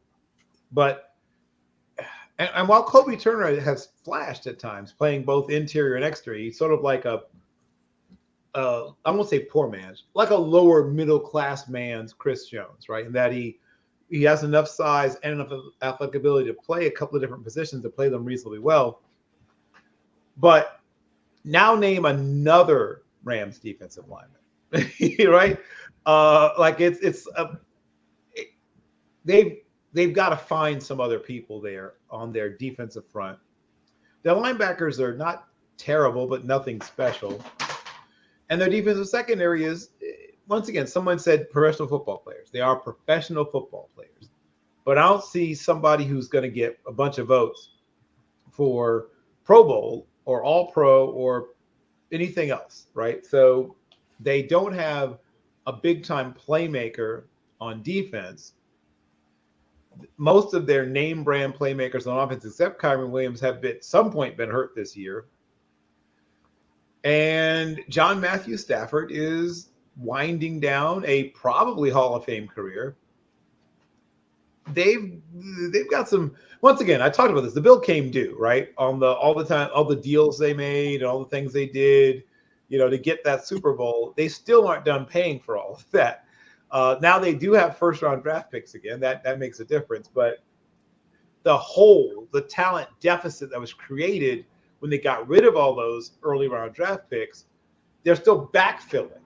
And so when I talk about why it is, I usually believe that your smartest and best plan is to build through the draft, it's because of where the Rams are right now, right? Because even if you paper over it with trading guys and picking up free agents, at some point that gives out and boom, here you are. Bill, the number one pick Bears quarterback Caleb Williams has his first 300-yard game in his first year. So he was 20 for 29, 305 yards, 2 TDs. His wide receiver, DJ Moore, was he caught 5 of 8 targets for 105 yards and had 2 TDs. The 3-2 Bears are now 3-0 at home. Bill, what's up with them Bears? They look exactly like I thought they would. They're going to flirt with the playoffs, maybe even make them. They're going to be in that 8 to 10 win range, as I predicted preseason. And it'll come down to what they do in conference, right? What they do when they do face, the Vikings and the Packers, as they must twice this year. If they continue to hold serve at home and split with those teams, they've got a very legitimate chance to make the playoffs as a wild card team. Now, obviously, Mr. Scott Worry here would scoff at the idea that the Bears could possibly beat the Vikings any place at any circumstance ever. But here's what I will say to that. The Vikings have played very well, and they're a good team, but they've also done a little bit of what I call running between the raindrops. So we'll see if at some point they get wet. But yes, the Bears are exactly who I thought they were. Okay. I'm going to let you talk about the Vikings there, Dave. Ayahuasca was 29-54. Threw the ball 54 times at almost 40 years old. Is it over 40, Bill? Is he 40 yet? Oh, he's 42, my friend. 42? Or no, sorry. Yeah, well, I'm exaggerating slightly, but I think he turns. Okay. Over 40. He's over 40. He threw 54 times, Dave. He had 3 interceptions as the Vikings stayed undefeated. They're now 5-0, first 5-0 start since 2016. Dave, what do you think here? Well, first of all, they were down 17-0, and so the Jets they had to do something. And you're playing a defense like the Vikings, you're not going to be able to run the ball and make up that kind of a deficit. So he had to pass. They did get back into the game. I think that the over/under for that game was 40, and that's exactly what they scored with, was 40 points, 23-17. Right. But for the Jets, I mean,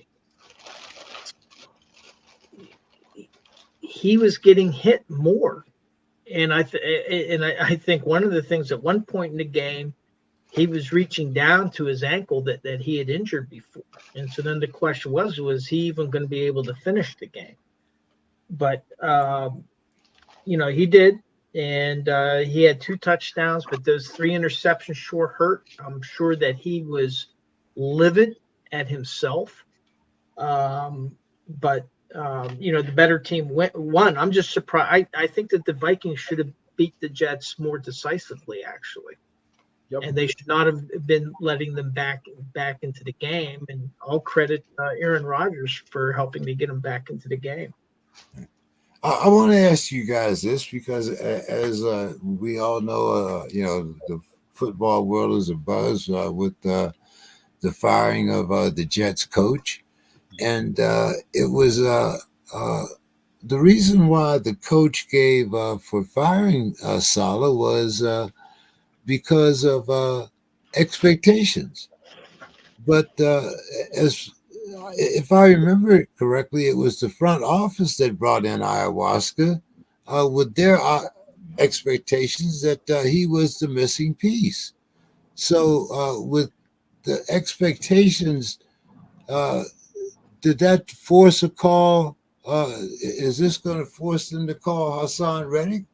Because they also have some holes on that defense. So, what do you think here, Dave? Are we going to get a call to Hassan? And what do you think about the firing of Salah? At ayahuasca this morning, he definitively stated that it wasn't his fault that Salah got fired. But hey, after the everything that happened in Green Bay, Dave, what do you think here? Well, I just think that the Jets ownership, and they've shown it before, they're not very competent, and giving up on the coach this early in the season, unless the interim coach takes him on a winning streak, I just think it's a bad move. What Aaron Rodgers claimed is that, and I could see this, where the owner wanted to talk to him Monday night, I guess, was specifically about his injury. And I think he was asking him, are you going to be able to continue playing? He was on the Pat McAfee show earlier. And that's what Aaron Rodgers is saying. So, hey, Rodgers helped them overcome their deficit to make a game out of it. I don't think it would be the time to demote him, but I don't think it would be the time to fire the coach this early in the season. I just don't get moves like that. Now unless they have an interim coach and they have a plan that's going to be laid out, and then all of a sudden they win several games going. It's like, why don't you wait a while so that you can figure out, okay, who do we want to put in as an interim, as a successor? What's our game plan going to be for the remaining games, in order to prepare for next year? But to me, it was premature. And I think, I don't know, the owner or his personality, but it almost seems like an emotional move. What do you think about that move, Bill? Well, Woody Johnson is not one of the better owners, if that's what you're asking. So we can establish that. Woody Johnson is kind of a thin-skinned individual. He has made other abrupt and ill-advised moves in the past. So owners hire and owners fire, right? General managers, coaches, etc. So I will never put it on a player. And even a player is advocating that a coach be fired, which does occasionally happen. It happened in Philadelphia with Chip Kelly, which is why he cleaned house a little bit as well when he was there. But even when that happens, they don't sign the checks. I don't care how big a star you are. It's not a player in the NFL who signs a single check for a front office person or a coach. So those are all decisions by the owner. And even if he had called Rodgers to talk about Salah, the fact that the call is being made tells you everything you need to know. If ever a owner is calling a player for a vote of confidence or whatever it is on a coach, that means they're already probably over 50% decided they're going to fire them anyway. Otherwise, you wouldn't be calling a player. It's like if you own a company, when do you call one of the frontline employees about their manager, right? You only do that if you're probably already going to fire that person. Because once an employee has heard that the big boss his concerns about the little boss or the mid boss or whatever.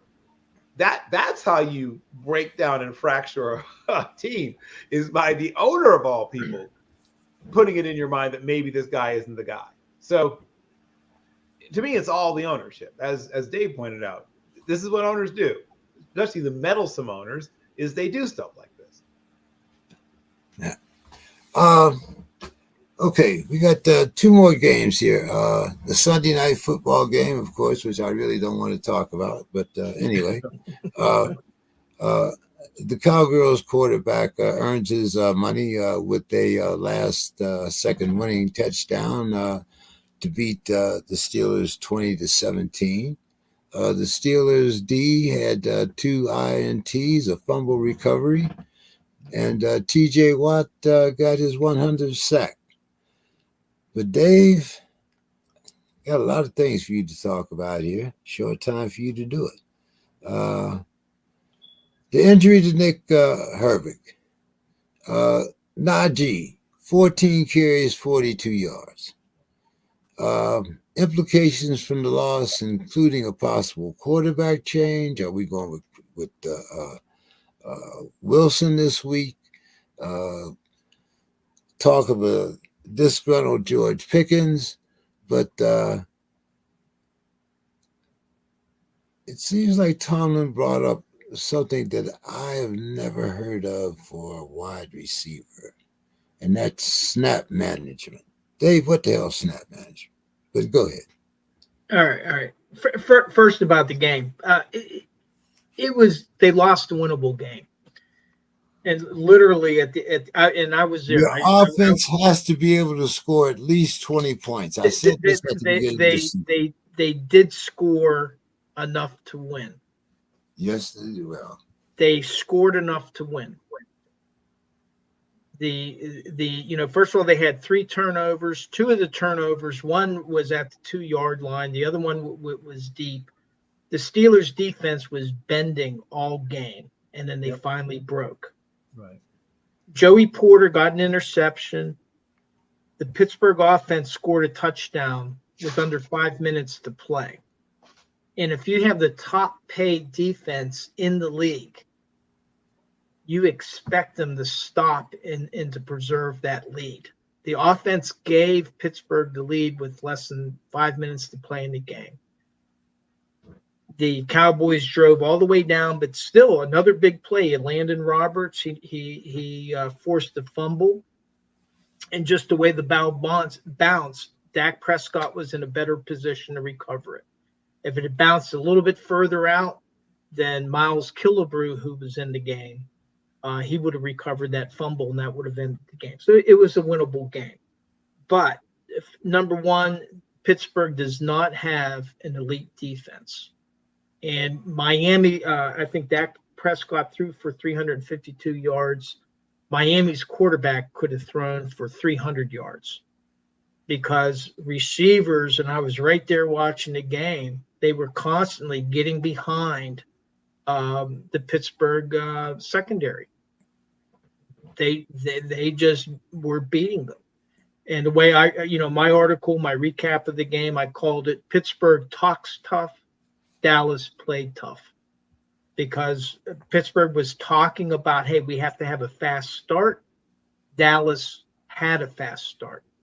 Pittsburgh was talking about that hey, we play a physical game. We play it so that the other team wears out. Pittsburgh talked about that. Dallas actually did that. But to your questions, with Nate Herbig, he had a hamstring, and first of all, he's demonstrating why Highsmith is the better edge defender. Herbig is a good pass rusher. He's not so good at setting the edge, and Dallas took advantage of that throughout the game. But nevertheless, he's a good player, but he's probably going to be out for a couple weeks. He's out for this game against the Raiders. Mike Tomlin has already said that. We'll just have to see. Alex Highsmith also remains out.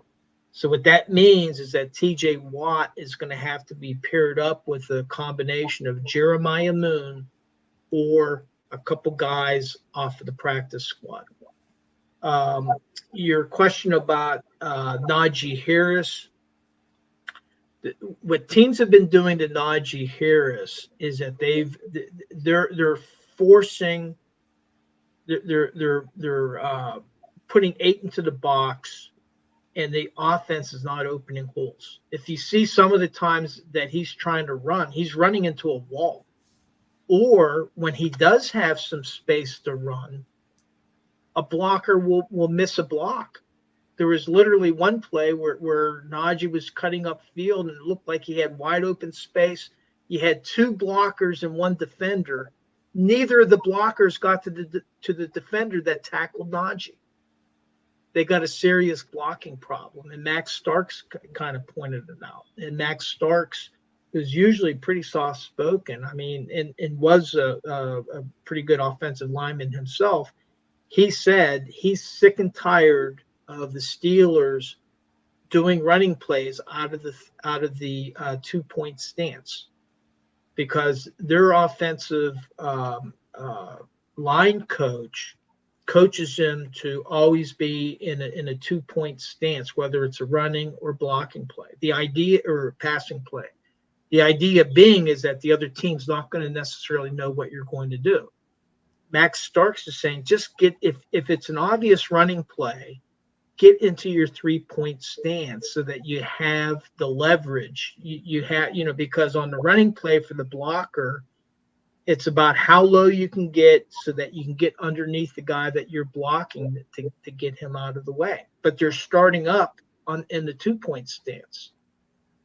So that's putting the blockers at a disadvantage. But Najee, I thought that this was going to be his breakout game, because Dallas has a poor rushing defense, but they whacked Pittsburgh's offensive line and their tight ends, just whacked them. For the quarterback change, Russell Wilson practiced fully, but he's practicing with the second team. Justin Fields practiced with the first team. So that kind of indicates who's going to be starting against the Raiders. Now, does that mean that something couldn't change later in the week? Sure, it could. But as long as Russell Wilson is practicing with the second team, Justin Fields is going to be starting against the Raiders. After that, we'll have to see. George Pickens, man, he started out under his black. He had him always effing open. Mike Tomlin wasn't even aware, that until it was told to him, which he said was not acceptable. After the game, a Dallas Cowboy player was taunting Herbig, and Herbig grabbed his face mask and pulled him down.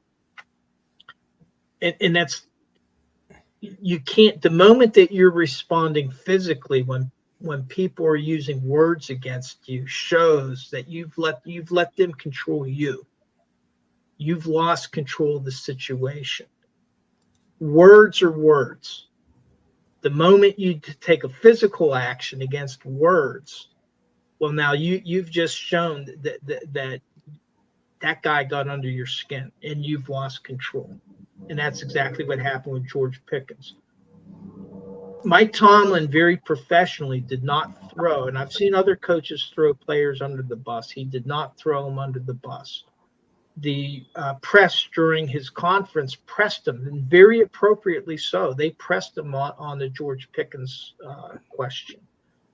But he basically said, hey, those instances aren't acceptable, but overall he's come along, but I am not going to share what he and I talk about in private.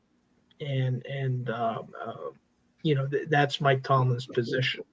The difficulty is, and I was one that didn't think that they necessarily needed another wide receiver, but the way the Pittsburgh wide receivers were dropping balls that should have been caught, they need help at wide receiver. And I don't know if George Pickens is going to have a second contract in Pittsburgh. He's definitely the most talented guy, but he is very mercurial, and he was mercurial in college. That's not something new. Um, so in terms of the snap count, Alex Kozora wrote a very good article explaining what was happening with that and why it wasn't so surprising that he got less snaps. And it's simply because of the types of packages that they were playing with. Whenever it was 11 personnel, where you have 3 wide receivers, Pickens was always out there. In this game, they were going to more heavy packages, 12, 13, and sometimes they even go to 14 personnel. Right. And so in those instances, it's a little bit tighter. You're bringing in maybe wide receivers that you're looking, for blocking purposes as well. And that's not what they use them for. But that said, it's still pretty stark because both Calvin Austin and Van Jefferson had more snaps than George Pickens, and he's your biggest offensive weapon. So they probably need to figure out something with that offense because Arthur Smith, I've liked the changes in his offense, but it's not producing. It's simply not producing. Well, I bet Reggie wants to talk to you. But anyway, Bill, our last, before we get into our predictions, Monday Night Football, the Chiefs, Patrick Mahomes, 29 for 38, 331 yards, 1 interception. Kareem Hunt, 27 carries, 102 yards, a TD. And Smith-Schuster, 7 catches for 130 yards. Bill, the beatable Chiefs are the only undefeated AFC team left. Yes. I mean, am I supposed to pretend to be surprised or something? Well, I mean, everybody was talking about how beatable the Chiefs were at the beginning of the season. Who is this everybody? Is that the same them that tried to tell me the 49ers are going to be good? Yeah. We should stop listening to they and them and everybody because they're very often wrong. The Chiefs are going to win like 14 games or 13 games and not look good in most of them. Are we not used to this now? I don't know why people are still bringing this up. It's what they do. It's their thing. Okay, well, hey. They stumble their way to 13-4. Don't come crying to me. You see, when they stumble their way to 13-4. Okay. All right, guys. Dave, you got your pencil and paper ready? I do. Do you want me to go over the results from the last week? Yeah, let's go over last week, and then we'll get our predictions in and go home. Okay. In the picks against the spread, there was one push game. That was the 40-40. Yeah, Indianapolis, Jacksonville. There was a +3 there, and that ended up being a push.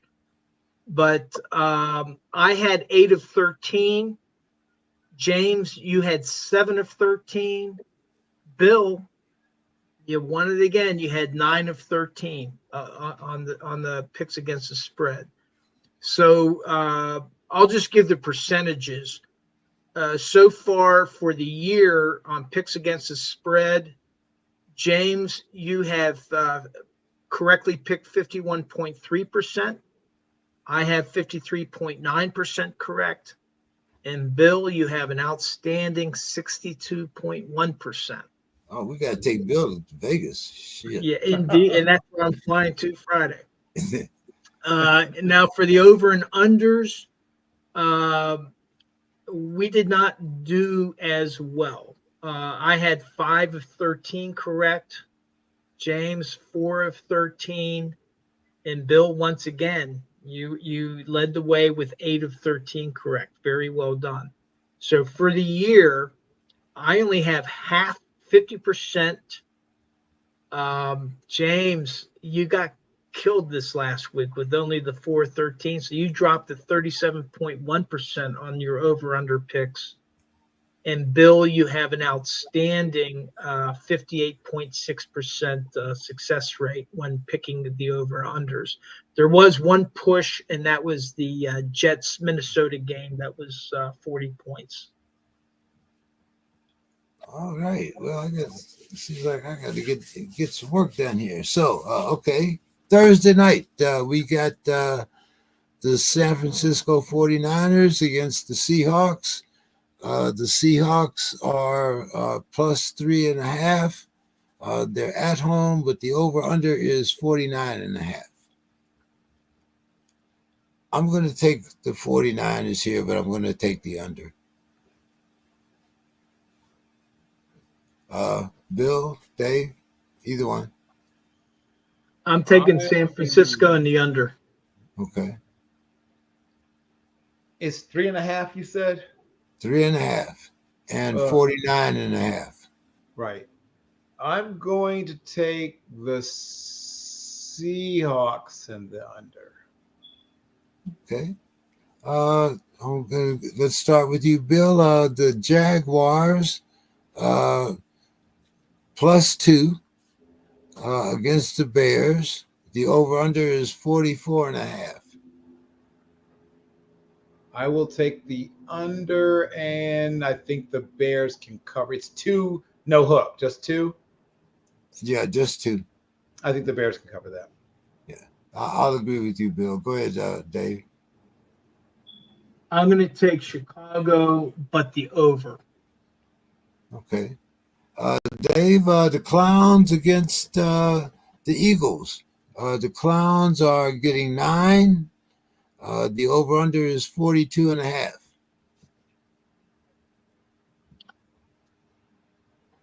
Okay. -9 or +9 for Cleveland. Yeah, Cleveland's getting 9. I'm going to take Cleveland in the over. Oh, Bill. What was the over-under? The over-under is 42.5. Yeah, I too will take Cleveland in the over. Ah, okay. I'm going to take the Phillies and the under. Let's see. Where do we go from here? Bill, the Commanders are getting 6.5. They're playing the Ravens. The Ravens are at home. The over-under is 51.5. Okay, so Washington is getting 6.5 points. Yes, sir. Ooh, I don't think the Ravens are going to beat them by that much. I think the Ravens win, but I don't think they cover. So, and the over-under was 40. No, 51.5. Oof. Okay, then I will take Washington and the under. I'm going to take Washington and the over. Dave? Yeah, I mean, Baltimore was just in that shootout with Cincinnati, but I'm going to take Washington in the under. Okay. Bill, the Texans are playing the Patriots. Patriots, even though they're at home, they're getting 7. And the over-under is 38. No hook. Got it. I will take the Texans in the over. I think the Texans will manage to cover the 7. Okay. I'm going to take Texans in the over, too. What do you got, Dave? I'm taking the Texans, but I'm taking the under. Okay. Dave, the Arizona Cardinals at the Green Bay Packers. The Arizona Cardinals are +5, and the over-under is 47 and the hook. I'm taking Arizona and the over. Ooh, okay. Bill. Arizona's getting how many? Arizona's getting 5. Oof. Over-under is 47 and the hook. Yeah. 5 is an awkward number. If there were one less or one more, I'd know what to do. I will will take Arizona and the under.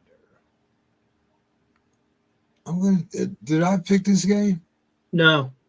I'm going to take the Packers and the under. Let's see. Tampa Bay at the Saints. The Saints are plus 3.5. And the over-under is 41.5. I think I'm going to take the Saints in the under here. Dave? I'm going to go with Tampa Bay in the over. Okay. Bill? I too will take Tampa and the over. Okay. Bill, the Colts are playing the Titans. The Colts are plus 2.5, and the over-under is 43. Okay, so the Colts are. Wait, the Colts are Getting Plus- 2.5. They're getting 2.5. Yeah, they're I was making plus sure I two. heard right. Okay, the Colts are getting 2.5. Yes. Huh. Sometimes I get a little suspicious, like, what do they know that I don't know? And they're playing in Tennessee? Yes. I mean, I guess that Bizarre. explains. I guess, It's more or less home team, Yeah. home field advantage, more or I less. get it, sort of, kind of. And the 43.5 is the over-under? No, 43, period. 43 no hook. Oh, okay. Well then I will take I'll still take the under, though it's scarier without the hook. And I will, you know what? I'm gonna take the Titans. As weird as it sounds, I think I will take the Titans. I haven't. I've had to watch a whole lot of Will Levis on these Sundays out here on the West Coast, so I'm definitely taking the Colts in the under. Dave, I think it's on you. Yeah, I'm gonna go with Joe Flacco in the over. Okay. Dave, the Steelers -3 at the Raiders, and the over-under is 36.5. Yeesh.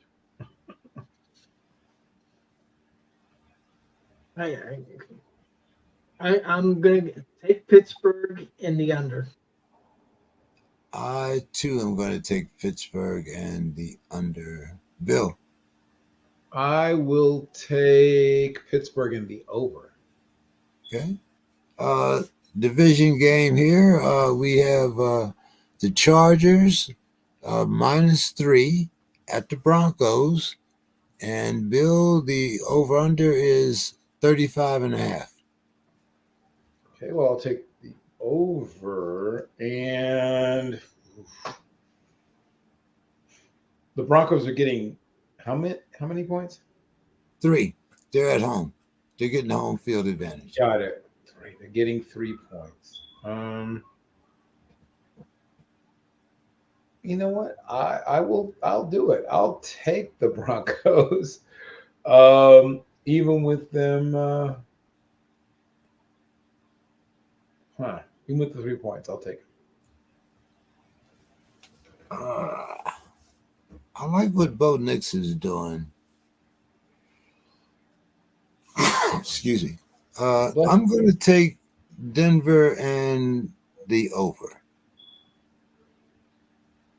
Yeah, I think if Bo Nix doesn't turn the ball over, I think that it's a win. I keep on picking the Chargers and losing, so I'm taking Denver in the over. Okay. We have the Lions -3 at the Cowboys, and the over-under is 52. Bill.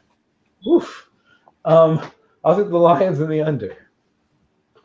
I'm going to take the Lions in the over. What do you got, Dave? I went one way. Bill's went the other I tell you, watching that game, I mean, as bad as Pittsburgh got beat up, Dallas got beat up pretty good too, and they were Yep. losing some offensive linemen. So I'm taking the Detroit in the under. Okay. Bill, the Falcons at the Panthers. Panthers are +6. Over under is 47. I will take the Falcons and the under. Dave. Same thing. I mean, Carolina and Dalton, he's not doing it. So I'm going to take Atlanta in the under. I'll follow that car. Dave, the Bungles at the Giants. The Giants are +3.5 at home, and the over-under is 48. Not a lot of hooks this week. Huh. Well, I know Cincinnati can score after that Baltimore game, and the Giants were scoring some points. So I'm going to take. I just think that Joe Burrow is the better quarterback, so I'm going to take Cincinnati in the over. Bill. I'm going to take the Giants and what was the over under? 48. Ooh, that's probably that's probably correct. It's probably, we might be doing a push right here. I'll take the Giants and I'll just pick one, Bill. I'll take the Giants and the under. Okay, I'm going to take the Bungles, and they scored 38 against the Ravens. I think I'm going to take the Bungles and the under. What do you got, Dave? I already said Cincinnati in the over, okay. And it was Cincinnati's -3.5, right? Yeah, Cincinnati's -3.5. The Giants are +3.5 at home, of course.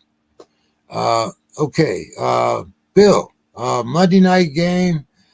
Give us your predictions and your final thoughts. Buffalo Bills against the Jets. The Jets are +2.5 at home, and the over-under, Bill, is a remarkably low 41.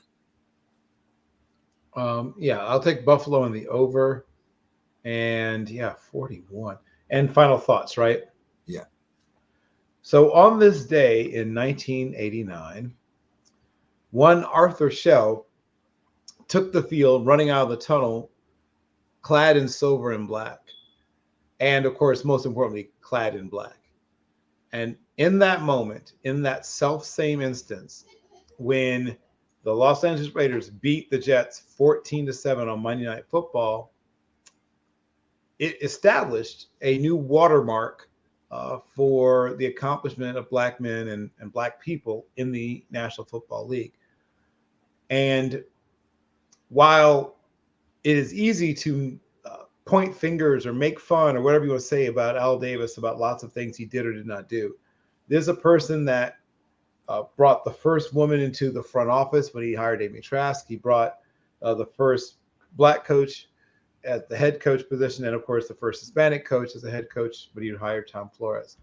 So while Al Davis was a human and flawed like all of us, and of course the term maverick, I think if I had a dime for every time I heard someone called a maverick or someone who marched to a beat of a different drummer, I would be able to at least make a fairly large fort out of dimes. I can say that he was truly a person who brought around him his people. And his people didn't have to be a certain race or a certain gender. They just had to be people that felt like Raiders. And if you felt like a Raider to Al Davis, he would do whatever he could for you, especially if you gave back that same energy and loyalty to him. So on this day, an astonishing 35 years ago, wowzers. Okay. Just hit me that was that many years ago. Like I said, this piece of history was made in the National Football League. Dave, predictions and final thoughts. Yeah, I'm going to take this will be an interesting game. This should prove whether Buffalo is on top of a weak AFC North division, but I'm going to take Buffalo in the over. For my final thoughts, one thing I did want to mention, and I wish that Anthony was here, but last year I felt that the AFC North was the strongest division in football, the most competitive, and I thought going into this season it was going to be another dogfight. But I've got to say, I think now I would look to the NFC North as being a very competitive division, top to bottom. We were just talking about the Bears maybe making the playoffs, and you got Green Bay with Love, and of course Detroit and Minnesota. But I gotta give my hats off to the NFC North because I think that they've taken the crown as the most competitive division to the whole. But for my final thoughts, I attended the Steelers game Sunday night. I drove up Sunday with a buddy of mine. There was a very long weather delay. The lightning was crazy. The rain was coming down like cats and dogs. But I was able to be in the clubhouse overlooking the tunnel, which is a little bit sheltered. But it was kind of cool to see Snoop Dogg down there. High-fiving Steeler players and stuff like that. He was completely into it and stayed throughout that thing. What a lot of people don't realize, Elon Musk was at the game, waving a terrible towel, and got to see him. And now he's talking about maybe investing in Pittsburgh. I've already sent messages. How about buying the Pirates for one? That would be a good investment in Pittsburgh. Now, Elon Musk loves a terrible business deal, but I don't know if it'll go that far. But it was a really, really long delay. But I got to say, after it, everybody, the stands were packed. There was a lot of Cowboy fans there. Usually at Steeler games, there's not a lot of visiting fans. You can usually count them in the hundreds. And the Cowboys fans were there in the thousands. Easily. You didn't really hear them until the second half because I think that they were waiting for the other shoe to drop. And then when they realized, and it ended up being a very exciting game going down to the last 20 seconds. It was a great game.